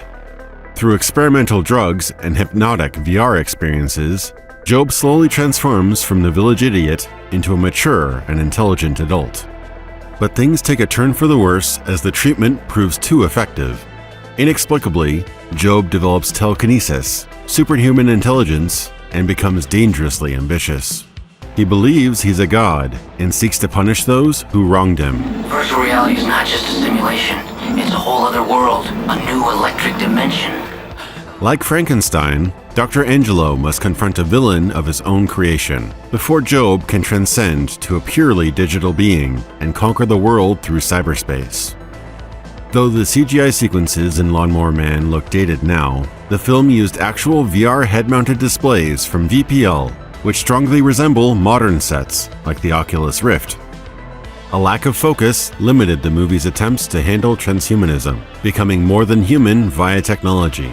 The final act devolves into an unimaginative techno-slasher flick, likely due to the late-stage script rewrite. And once I'm inside the mainframe, I'll have access to over 5,000 other databases. And from those 5,000, I can reach out again and again and again, eventually inhabiting the entire planetary network. By the year 2001, there won't be a person on this planet who isn't hooked into it. And hooked into me. A straight-to-video sequel with a completely new cast and crew released in 1996 and was universally panned. Matt Frewer, of Max Headroom fame, replaced Jeff Fahey as Job, the villainous god of cyberspace returning from the original. Lawnmower Man 2 Beyond Cyberspace is a whirlwind of delirium. A Mad Maxian troop of children and a professor take on Job in a virtual war. Aside from truly baffling special effects and a meandering plot, the film had some potential, but it was a box office bomb that ranked on IMDb's Worst 100 Films list for many years.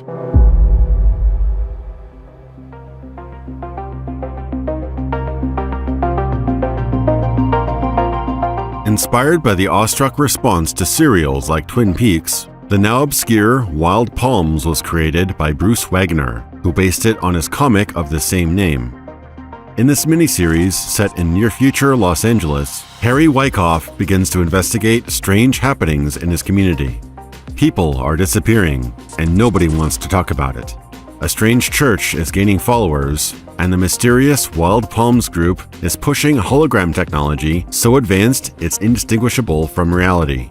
After failing to get a promotion at his law firm, Harry quits his job to work for Senator Tony Kreutzer, a political, technological, and religious figure with considerable influence. Kreutzer founded both the New Age religion, Syntheotics, and the Wild Palms Group, which is launching their cutting-edge hologram projector, Mimicom. When aided by their patented drug, Mimazine, the hologram TV characters become lifelike 3D projections you can see, hear, and even touch. It's only the beginning. Why should this reality be public domain? What's so great about it? Tony wants a new, improved reality. Controlled by Mimicom and sold straight out of 7-Eleven. It's all there for the taking. A world where we don't have to be afraid to leave our dreams open at night. Mass indoctrination often utilizes the media, politics, and religion. Kreutzer dominates all three. He even has his eyes set on the presidency and pursues an experimental chip that can transform his personality into an omnipresent digital projection.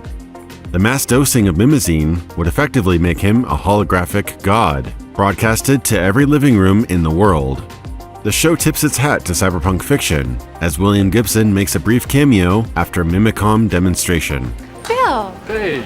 Harry, this is William Gibson. Sure, neuromancer. He coined the word cyberspace. And they won't let me forget it. Nice to meet you, Bill. Wild Palms peers into the dark underworld of a seemingly idyllic community. with mysterious cults and clandestine plots eating away at its core. Mainstream audiences might have been turned off by its strangeness. Conversely, the show may have appeared too mundane to sci-fi enthusiasts. But its themes of digital mesmerization and mass mind control are arguably even more relevant today. The series was made in an era before smartphones and the proliferation of personal computers. We are now under constant digital bombardment by news organizations, politics, and social media, influencing our every decision.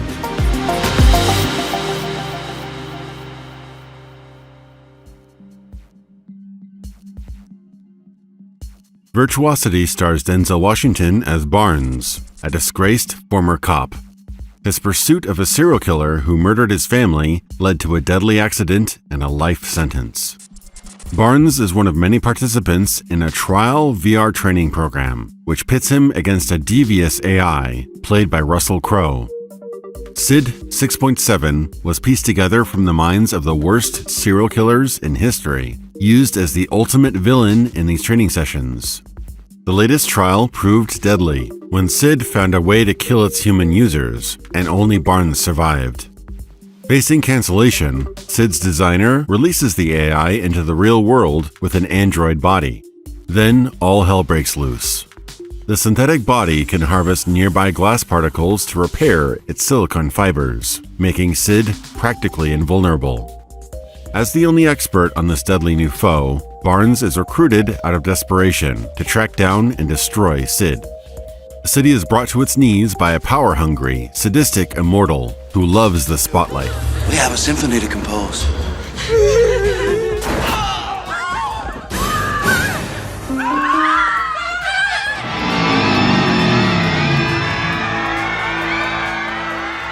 SID's one goal is to horrify the biggest audience possible with the highest body count imaginable. Even more disturbing, he taunts Barnes with knowledge only the killer of his wife and child would know. Virtuosity doesn't exactly break new ground, but its typical action thriller plot is elevated by a clever implementation of VR and an interesting villain, becoming another cautionary tale about the rise of artificial intelligence.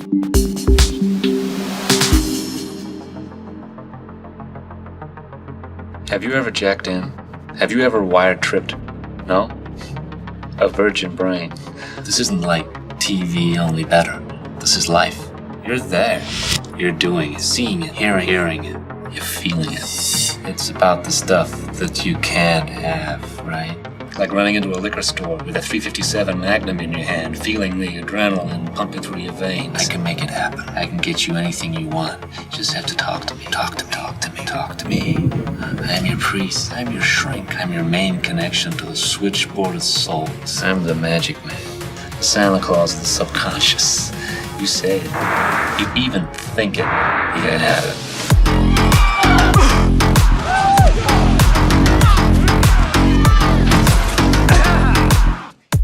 James Cameron followed up the success of Terminator 2 and True Lies with a risky cyberpunk venture. Instead of an epic apocalypse or the rise of the machines, Strange Days tackles the underbelly of civilization who live vicariously through pre-recorded digital fantasies. Inspired by the extreme unrest surrounding the 1992 LA riots, Cameron penned the screenplay, and his ex-wife and filming partner, Catherine Bigelow, directed. Set in 1999, the film depicts a near-future Los Angeles on the brink of collapse, heightened by the paranoia of what the year 2000 will bring. A famous rapper and culture leader, Jericho 1, is murdered by corrupt police officers, sparking a powder keg that propels the plot forward. The centerpiece of the story is the Squid system, an illegal virtual reality machine that can record or play back an experience in all 5 senses, beamed directly to your brain. The new addiction of the modern world is reliving violence, sex, depravity, or even murder through the wearer's eyes. This results in appropriately strange and uncomfortable first-person sequences in the film, and some impressive long takes can be seen here. Ralph Fiennes plays Lenny Nero, an ex-cop who has fallen on hard times. He's now a squid dealer who brokers discs of questionable content like a drug pusher. After a selfless gift allows Lenny's disabled friend to experience running along the beach again, we see the good that's still in this flawed man, but he's stuck in the past. Lenny lives in the memories of his ex-girlfriend and previous life, as revived by the squid player, and he can't move on. This is your life! Right here, right now! It's real time! You hear me? Real time! Time to get real, not playback. You understand me? Memories were meant to fade, Lenny. They're designed that way for a reason. Lenny is being tormented by squid recordings of murder and threats, sent by someone who seems to be directly connected to the assassination that threatens to tear our society apart. Finding this demented mind before the whole city comes crashing down is the ticking time bomb that only Lenny and his trusted friends can defuse. Strange Days is a profound sci-fi thriller, but light on action, and wasn't a shoo-in for success. Despite earning a rare perfect score from Roger Ebert, the film was box office poison. T2 and True Lies raked in nearly $1 billion combined, yet Strange Days hustled less than $8 million, a fifth of their budget. The film's message of living in the present instead of toiling in replays of the past has become more relevant now with modern technology than it was in 1995. It has also been echoed in many works since, including the hit British anthology series Black Mirror.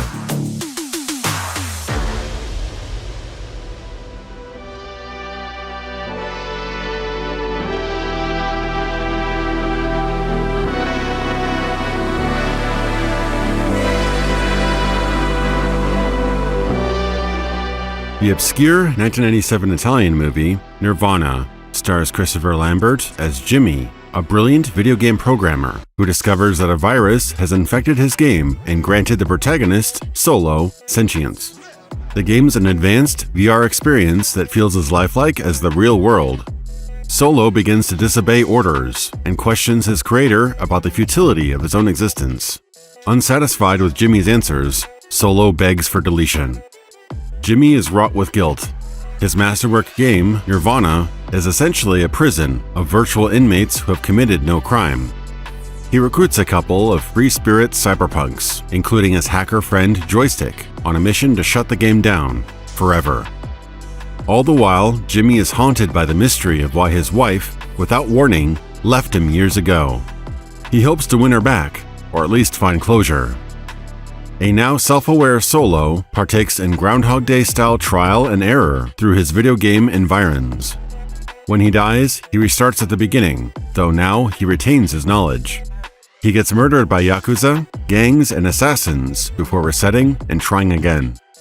Solo attempts to convince others that their world isn't real, but no one believes him, making him feel all the more isolated.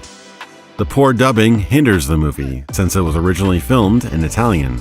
The film's cyberpunk look was colorful and imaginative, but it was constrained by a limited budget.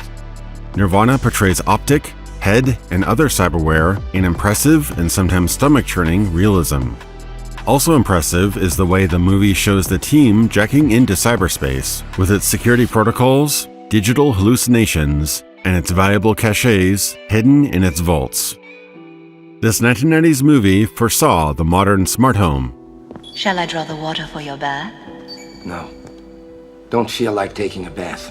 Turn the TV on. Someone's at the door. Check it. It's your favorite taxi, sir. Red Rover. Oh, he's okay. Jimmy's AI assistant manages his schedule, prompts healthy lifestyle activities, can activate appliances like baths, and warns him when someone approaches his door. Nirvana's limited release didn't make much of an impact, but it's an underexposed, sprawling cyberpunk gem that explores a world that leaves you with more questions than answers. Jimmy? Once I'm canceled, I turn into what? A crystal of snow in the firmament. Oh, that's not too bad.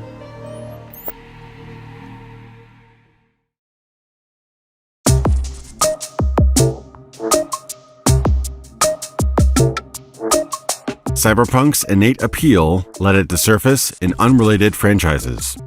The sci-fi phenomenon, The X-Files, managed to top the TV charts of the late 90s, a decade dominated by sitcoms, sports, and ER. This attracted cyberpunk pioneers William Gibson and Tom Maddox to co-write 2 episodes. Kill Switch begins with a mysterious shootout at a DC diner.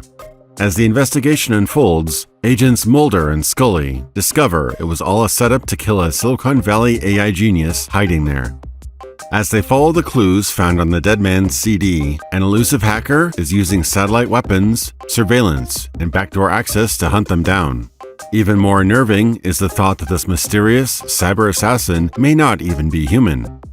It's actually a secret state-of-the-art AI in a remote location connected to a powerful 45 megabit internet line, over 1,000 times faster than the average in 1998. Kill Switch spread the word of VR, cyberspace, and transcending consciousness into a digital form to more casual audiences, despite the breakneck pace of a 45-minute episode. Their second collaboration, however, was less grounded in realism. First-person shooter was a clear nod to the growing popularity of video games. The agents investigate a murder in an augmented reality entertainment facility, where one of the virtual enemies goes rogue and somehow kills people in real life. Far from the best X-Files episode, flashy special effects made it one of the most expensive. First-person shooter's dismal reception closed the door on any future collaboration with Gibson. While the world clamored for VR goggles and data suits to take over our lives, mice, keyboards, and monitors were too cheap and accessible to be replaced. You don't need full-body immersion to write emails or fill out spreadsheets. Practicality won the day, and VR took a long breather before making a big comeback in the 2010s. Cyberpunk fiction pivoted as the end of the decade neared, from bulky VR headgear showing us immersive virtual worlds to considering how we might already be living in one. The scary thing was, these theories about a simulated universe weren't as far-fetched as they might seem.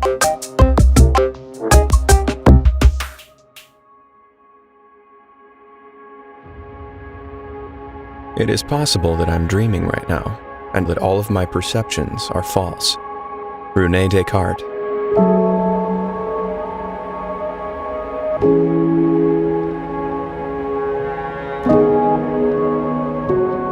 Imagine you were imprisoned since childhood, saw nothing outside of a dark cave.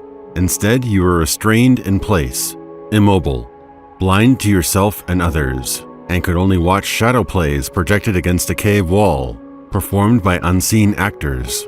Would you know if any other reality existed outside of the firelight illusion you see before you? This is the dilemma posed by Plato over 2,000 years ago, using the technology of the time as a reference. It's often cited as an early example of simulation theory, the hypothesis that we don't exist in reality, that we could instead be living in an artificial simulation created by advanced entities. If the cave scenario was plausible using only rods, figurines, and shadows, how compelling could simulated reality be with photorealistic graphics powered by supercomputers? The suspicion that our world may not be what we perceive it to be slowly crept into the thoughts and fears of the civilized world.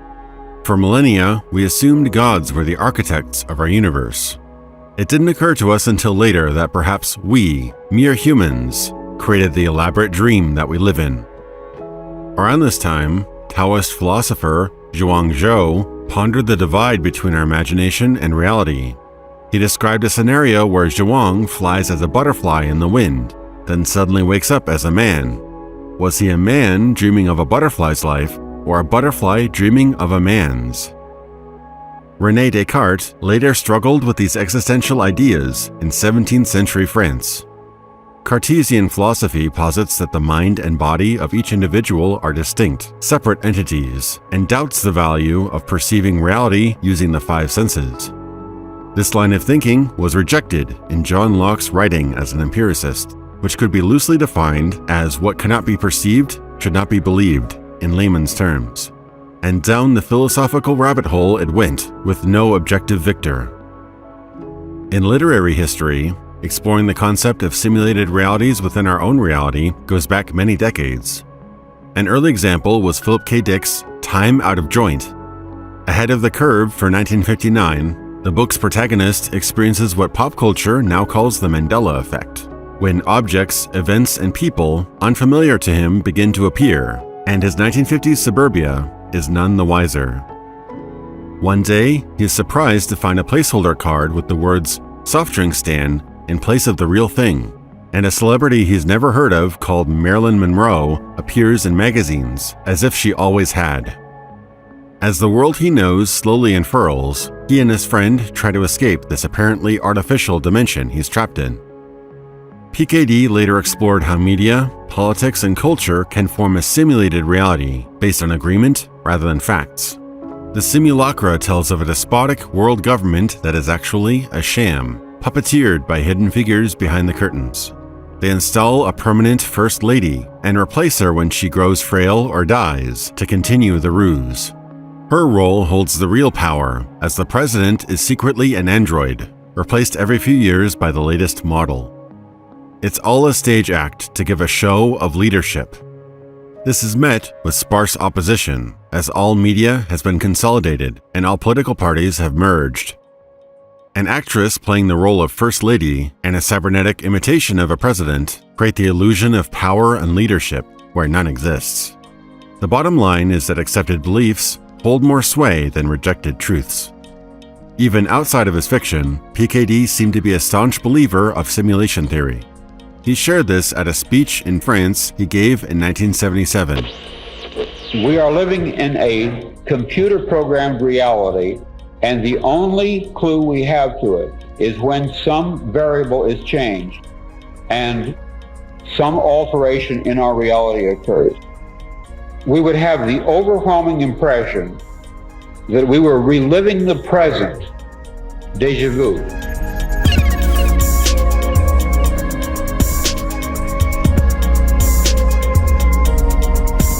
In 1981, Jean Baudrillard compiled many of these ideas in the often cited but seldom understood Simulacra and Simulation, which references the fiction of Philip K. Dick several times.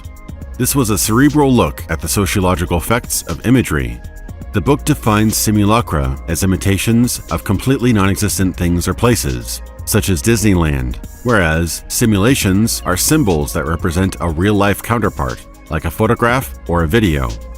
He discusses how signs of varying accuracy that symbolize everything around us overshadow the real thing, thus damaging our perception of reality. Even more disconcerting with the advent of the internet, smartphones, and computers, we as a society see the real world less and less. Instead, we rely on opinionated articles, edited videos, and biased information in place of viewing reality firsthand. This is referred to as hyperreality, a condition in which reality and simulation are seamlessly blended together, so there's no clear distinction between where one ends and the other begins. Cyberpunk has always had an anti-authority streak, and what's more punk than challenging the validity of our universe? They want to know that what they're fighting for is real, not a facsimile of it, and would accept no less.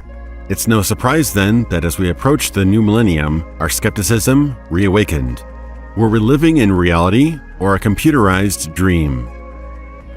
As our digital renaissance reached its apex, 4 of the decade's most significant films would release. Their common threads were rebellion, challenging authority, and riding the technological wave, perfectly capturing the cultural zeitgeist of the time. Each of these explore simulated reality in a variety of ways, with their own unique philosophies and imaginative consequences.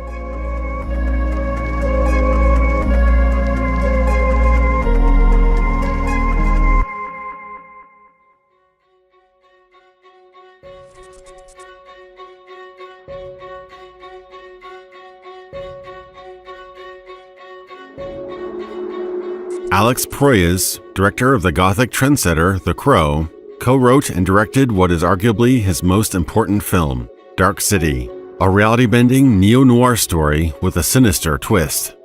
The film is set in an indistinct city in a timeless era, and there's something strange looming around every corner. A man named Murdoch wakes up alone, without clothes, without memories, and his only companion is a corpse in the next room. Horrified, he escapes the hotel he awoke in, on a hunt to rediscover who he really is. He tries to reconnect with a wife he doesn't remember, but is pursued by an intrepid detective and hunted by a group of unsettling strangers, wielding knives and supernatural powers. Sleep now. They seem to know much more about Murdoch than he does, as if he is the center of some dark conspiracy. Is this all a lie, or did he really lose his mind in a murderous rage? On the run, wanted for a string of murders, there's something going on here that Murdoch can't explain. He asks questions the detective can't easily answer. When did you last visit the beach? Which day did your mother give you her final gift? What was the last time you saw daylight? Daylight. When was the last time you remember seeing it?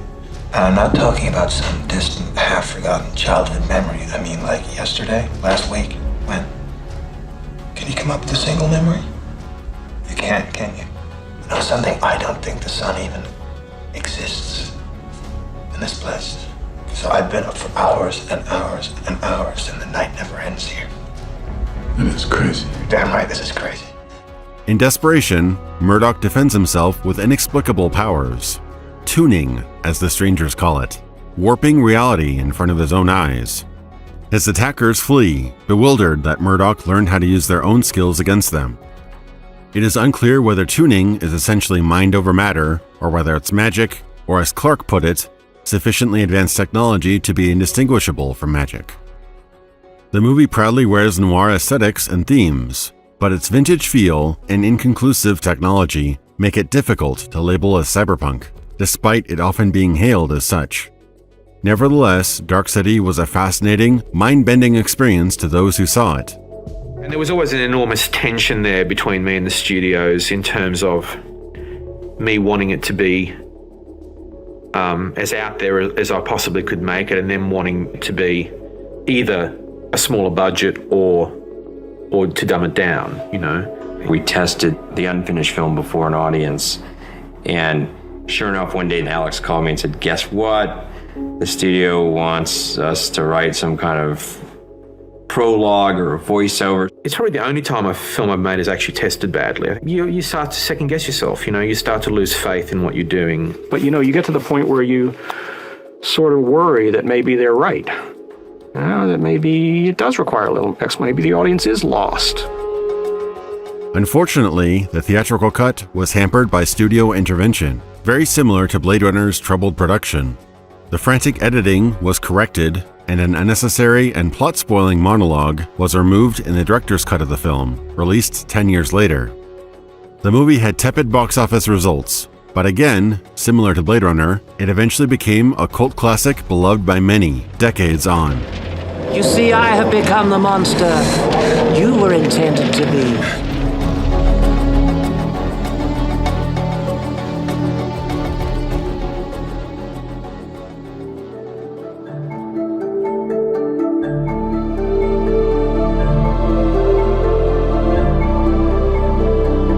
Released the next year, 13th Floor is another neo-noir story, this time revolving around a corporate murder mystery set against a bleeding-edge, immersive virtual reality experience. This movie was the second time Daniel F. Galloy's 1964 sci-fi novel, Simulacron 3, was adapted. First in Germany as the 1973 serial miniseries World on a Wire, and later an American movie was made. The book was a somber, thought-provoking story about a computer-simulated city full of realistic, virtual inhabitants used for marketing and opinion research. However, the 1999 movie adaptation takes the concept in a new direction. When the inventor of a groundbreaking VR technology turns up dead, the company's future is thrown into chaos. His friend and protege, Douglas, is trying to uncover the killer's identity and uses the VR technology to find clues in his investigation. All the while, the police suspect everyone around him. Users can delve into a computer simulation of 1930s Los Angeles, contrasting their rambunctious, nostalgic fantasy in the VR experience and our cynical, corporate reality. When people enter the VR world, they take over the bodies of artificial denizens, modeled after themselves, as their virtual avatars. But as the investigation leads down a disturbing path, virtual folks become suspicious when they meet the man Douglas is possessing, who seems to have a completely changed personality hour by hour. This drives one man into paranoia, digging for answers until he uncovers the truth, that the world and everything he knows is a lie. In the real world, Douglas is intrigued and intoxicated by the mysterious woman who suddenly shows up to uncover her father's assassin, but nothing is quite as it appears. It's a ticking clock thriller. This early version of the VR experience must be limited to short sessions, or the user could die, and every second lost is more time for the murderer to plot their next victim.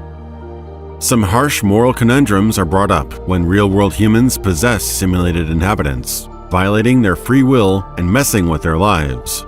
A loyal husband is guilt-stricken over acts he didn't commit.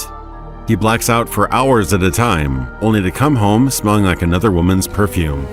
My wife thinks I have some kind of secret love life. What about memory flashes? Deja vu. I'm talking about fantasies. Yes. Yes, I do have them.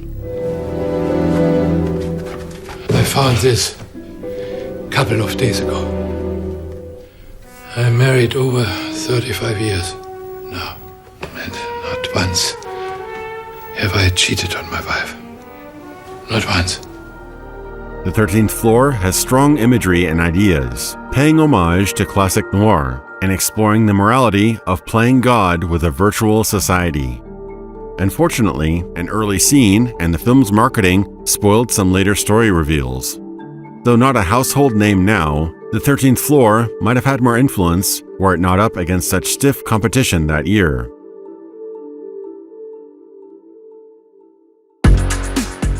What was your life like before? Before? Before it was changed by Allegra Geller. I operated a gas station. You still operate a gas station, don't you? Only on the most pathetic level of reality.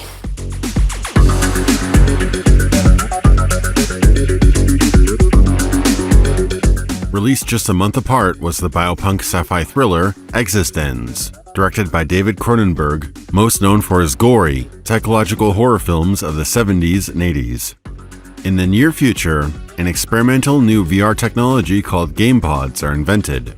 They're a queasy mutation of amphibian organs, formed into a fleshy video game console that connects to your spine like an umbilical cord, feeding off your metabolism and completely immersing you into a game.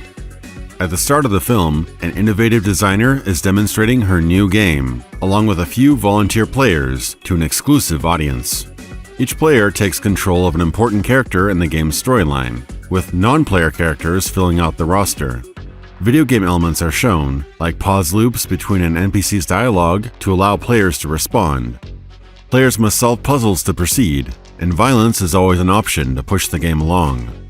This harmless demonstration turns deadly when a deeper conflict is revealed. Corporate rivals have planted spies and assassins into the game, and will stop at nothing to monopolize this booming industry. Moreover, a group of fanatics called the Realists aim to kill the game designer for her sinful deformation of reality. Existenz is full of twists and turns. Enemies become friends, friends become enemies, and what you think is real may just be part of the elaborate narrative crafted by the game designer. The story is presented in such a visceral way, it's like a twisted dream you can't wake up from. Cronenberg's trademark practical effects, seen in the organic machines, gadgets, and peripherals, make for repulsive moments of body horror. Existenz challenges our perception of reality, shocks us with the idea of biocomputers, and explores our natural rejection of more immersive entertainment. Its unforgettable imagery makes the film stand out from its peers. I don't like it here. I don't know what's going on. Stumbling around together in this unformed world whose rules and objectives are largely unknown, seemingly indecipherable, or even possibly non-existent. Always on the verge of being killed by forces that we don't understand. Sounds like my game, all right. It sounds like a game that's not going to be easy to market. But it's a game everybody's already playing. These films combined noir, corporate espionage, and technophilia to weave fascinating cyberpunk tales, but their releases were sandwiched between the anticipated 15-year return of Star Wars in May 1999 and one of the biggest game changers in cinematic history that March.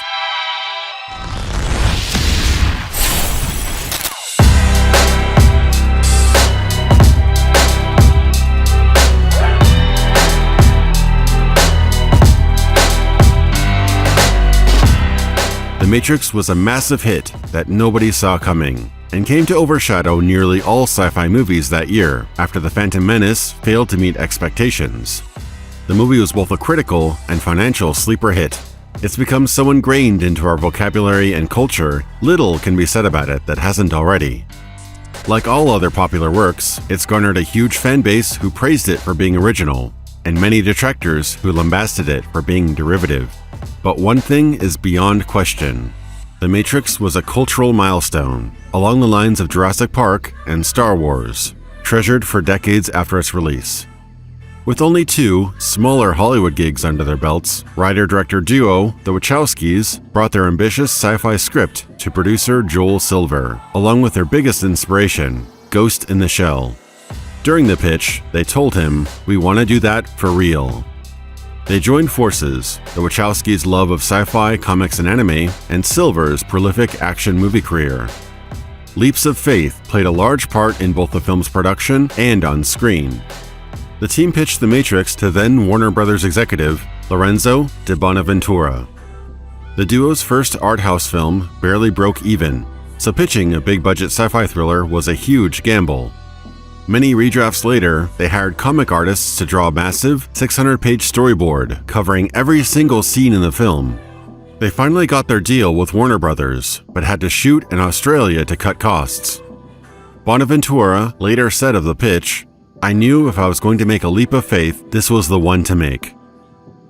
The movie centers on a man who leads 2 lives. Thomas Anderson is a wage slave software programmer by day. Neo is a hacker who spends his sleepless nights scouring the internet for Morpheus, an alleged terrorist who knows the coveted secret of the Matrix. Neo is pursued by both Morpheus' allies and mysterious agents who try to coerce and blackmail him into selling out his new cohorts. After a run-in with these agents, straight out of a nightmare, Neo isn't even sure he's awake or still dreaming, a recurring theme and a nod to the ideas in Zhuang Zhou's Butterfly Dream. Allusions to Alice in Wonderland highlight the analogy of tumbling down the rabbit hole into a dream world. When he finally meets Morpheus, Neo must make a choice. Take the red pill to learn the truth of his existence, or take the blue pill and live in blissful ignorance forever. After all, you cannot be told what the Matrix is. You have to see it for yourself.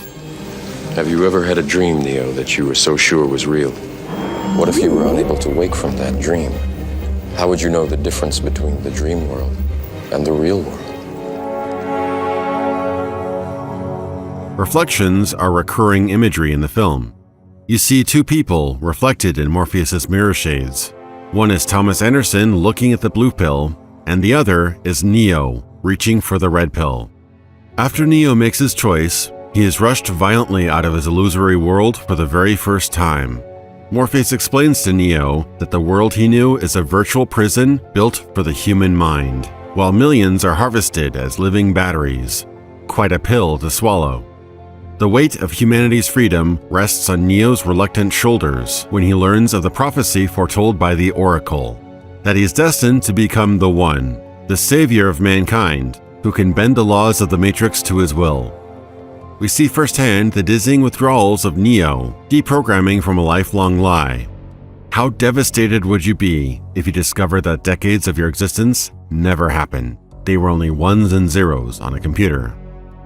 The few freed humans now reside in the real world, a wasteland scoured by the machine overlords who created the Matrix and now dominate Earth. Among these are the ship's crew that rescued Neo, a ragtag group of hackers and cyberpunks. They use instanced VR spaces to train and hone their skills to get ready to return to the Matrix. Neo can jack in, upload a program directly into his mind, and in a blink of an eye, he knows Kung Fu. The crew members utilize a pirate signal to hack into the Matrix wirelessly to undergo missions and rescues. When jacked in, Morpheus' crew can focus their minds to bend this computer simulation beyond the laws of physics, but danger lurks around every corner. The machines patrol their systems for intruders and anomalies, and have the power to assume control over anyone still wired into the Matrix. This instantly transforms them into an agent, a superhuman soldier, programmed to eliminate any threat to their virtual order. Inside the Matrix, They are everyone, and they are no one.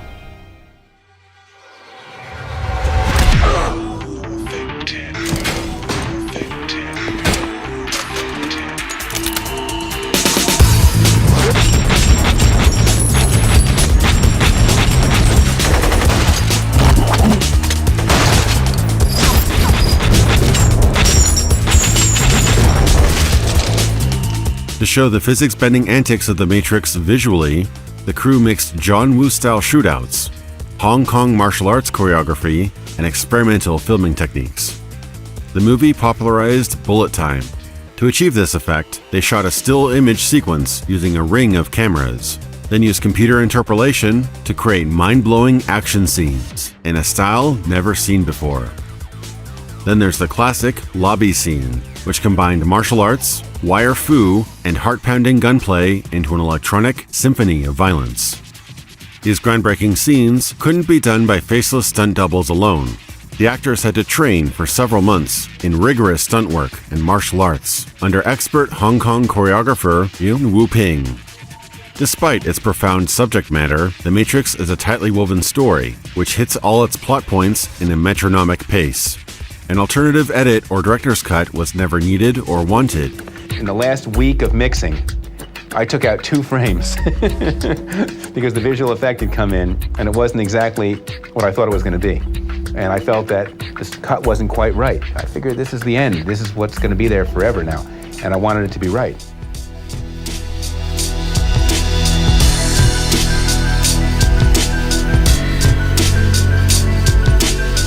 The movie's unmistakable style is heard in its soundtrack as well, featuring electronica hits such as Spy Break and Club to Death, as well as rock earworms like Rob Zombie's Dragula. It quickly became one of the must-have albums of the decade. It's in the original score that you hear the movie's themes in audio form. Composer Don Davis used orchestral strings and brass to represent the real world, and synthesized symphonics to portray the simulated world. 2 sides, one natural, one synthetic, which reflect one another.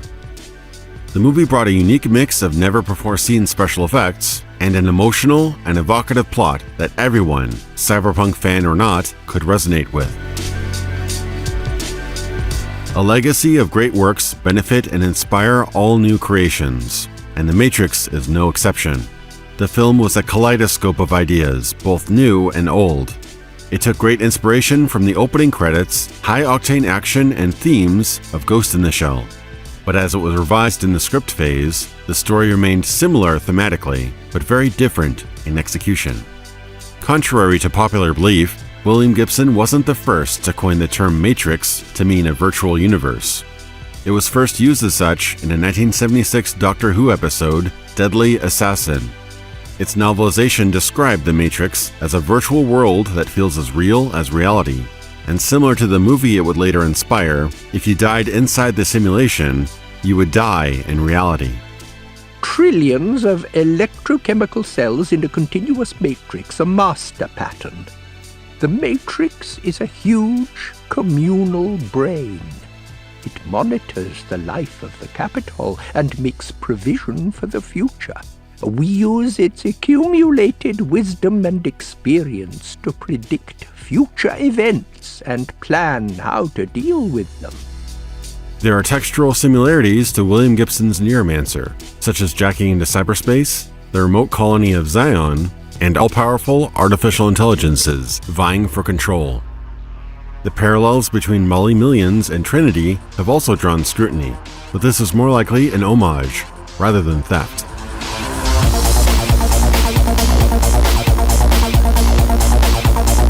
Many have claimed the film stole its style and plot from a Grant Morrison comic. The Invisibles is an offbeat series where trans-dimensional entities take the bodies of humans as their agents of evil. Some cite that King Mob's torture scene in Volume 1 was repurposed for the movie. However, The Invisibles has such a variety of settings, characters, and plots that the occasional echo between the two is inevitable. Both works have common roots in Gnosticism, the belief of attaining salvation through gaining spiritual knowledge. Philip K. Dick's Valis, the Illuminatus trilogy, and many other sci-fi works share these philosophies as well. these claims have gotten so overblown, you'll rarely hear mention of the Invisibles absent from the Matrix plagiarism allegations, a disservice to both works. Dark City and The Matrix often get compared as well. Both have a lone hero who gains mysterious powers to overcome a dark force, which is changing the world as we know it, and that our sense of reality isn't what it seems. Given the slow-moving cogs of Hollywood, both projects had already been in development since the early 90s. Many similarities were simply coincidence, but these movies had some direct connections as well. In December 1997, producer Andrew Mason was negotiating with the Wachowskis to shoot in Sydney. As a showcase of what the city could offer, he invited them to an early screening of his recently completed film, Dark City. Since its earliest drafts, the Matrix script and storyboards had called for street, building, and rooftop scenes similar to the ones in Dark City, so they decided to reuse some of these existing sets for cost efficiency. This was common practice, but would later raise suspicions because of the proximity of the movie's themes and release dates. After Warner Brothers signed them in 1996, the Wachowskis spent 2 years redrafting, storyboarding, and training their cast in preparation for their shoot, just days after Dark City's premiere on February 27, 1998. The assumption that this was all thrown out on a whim, violating their contractual obligations, just doesn't add up. Aside from some visual and thematic similarities in Dark City and The Invisibles, The Matrix has attracted myriad claims of plagiarism, ranging from the superficial to the unprovable to the downright bizarre. So The Matrix is really just a set of questions, a mechanism for prodding an ignorant or dulled mind into questioning as many things as possible. Andrew Mason. The Matrix combined the bleak predictions of cyberculture with philosophy going back millennia. The film's grand ideas, visuals, and action made it palatable for the mainstream. Unlike its more somber peers, the film works even if its philosophy goes over your head. It distilled many of the questions that humans have struggled with since the dawn of time. Do we truly have free will, or are we enslaved to the whims of destiny? Is the truth always better than the bliss found in the shadows of the cave? The Matrix channels these questions into our modern-day, technological world, breathing new life and relevance into them. Neo disapproves of the idea that he isn't in control of his own life. Yet when he meets the Oracle who foresaw the rise of the One, she seems to know a lot about him, and even predicts minor events right before they happen. This shakes Neo's beliefs on fate when she teases him with a concept of self-fulfilling prophecy. Would he have still broken the vase if she had said nothing? The Matrix was heavily inspired by Baudrillard's work. Simulacra and simulation even appears as an Easter egg in the first act of the film. The movie references the book's interpretation of Borges' Parable, a story inspired by an older one by Lewis Carroll, about not confusing the map with the territory it represents. In this story, imperial cartographers are challenged to create the perfect map, but as they continue to expand it with increasing detail, the map eventually spans their empire at a 1-to-1 ratio, thus becoming useless and falling into decay. Simulacra and simulation follows this analogy up with its own twist. What if the real world were to decline and erode away, leaving only the map of what once was? If we were to peer underneath it, we'd only observe the remnants of reality. Or the desert of the real.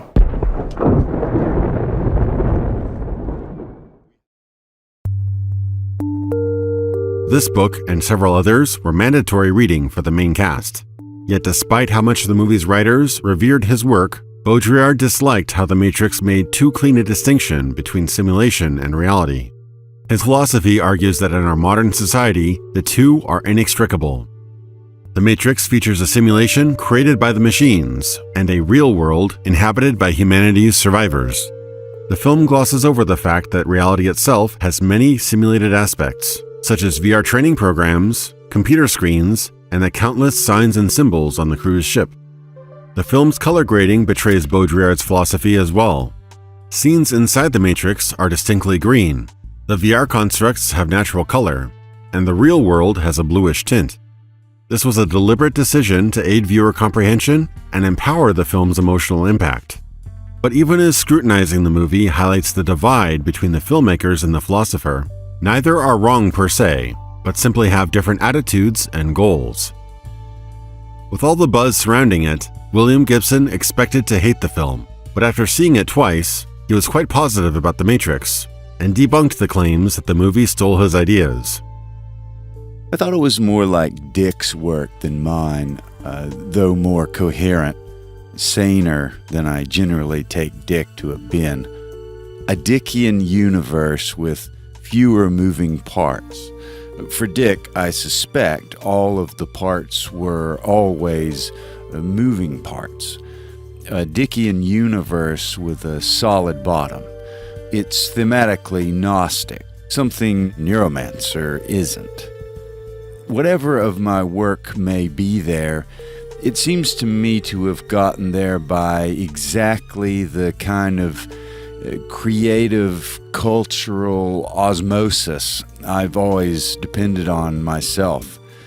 If there's Neuromancer in The Matrix, there's The Star's My Destination and Dahlgren in Neuromancer. When I began to write Neuromancer, there was no cyberpunk. The Matrix is arguably the ultimate cyberpunk artifact.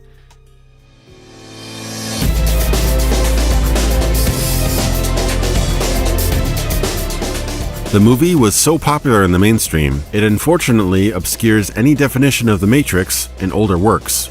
That term was now synonymous with the movie, for better or worse. The Matrix is easily one of the most influential films of the 20th century. It was soon parodied and referenced in hundreds of movies, shows, and games.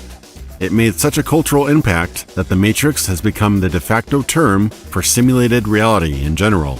Though its inspirations are countless, the movie transcended from niche science fiction to become the anthem of a world frustrated by boundaries, limits, and restrictions, and its impact is still felt today.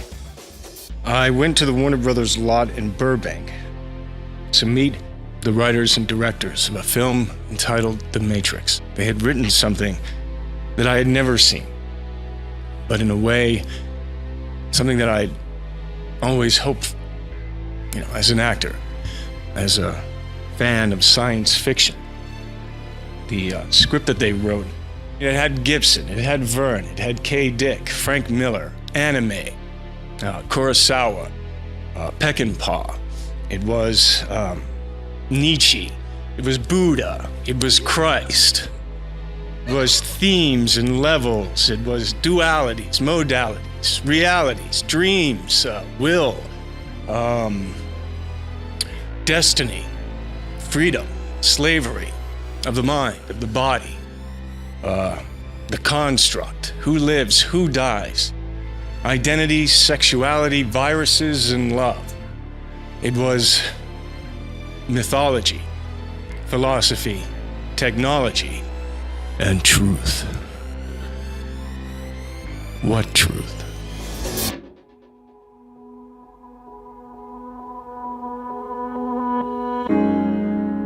Incidentally, The Matrix also supercharged mainstream interest in simulation theory. The movie inspired its own religions, cults, and communities who believe our universe is a computer program. On a more philosophic and scientific front, however, Swedish philosopher Nick Bostrom wrote an article in 2003 describing the possibility that our world is artificial. If we're living in a simulation, then the cosmos that we are observing is just a tiny piece of the totality of physical existence. While the world we see is, in some sense, real, it is not located at the fundamental level of reality. Nick Bostrom.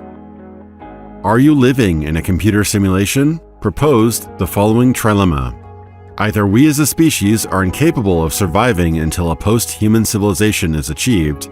A post-human civilization wouldn't be interested in creating simulations of their historical or evolutionary past, or that some of our lived experiences are in fact a simulation.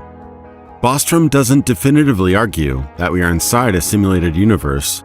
Instead, he states one of these three scenarios is undoubtedly true, a fascinating theory that has been argued for and against by many of the brightest minds of our time. Some claim that we may have lifelike simulations one day in the future, but we do not yet live in them. Conversely, engineers have argued that a universe-wide simulation at an atomic level would require an astronomical amount of computing power, to a point where the task would be insurmountable. The real question is, what are the limits of computing powers? Martin Reyes. It's a sobering crossroads of sci-fi and scientific research, which has sparked countless internet discussions and has many celebrity proponents, such as billionaire tech mogul Elon Musk.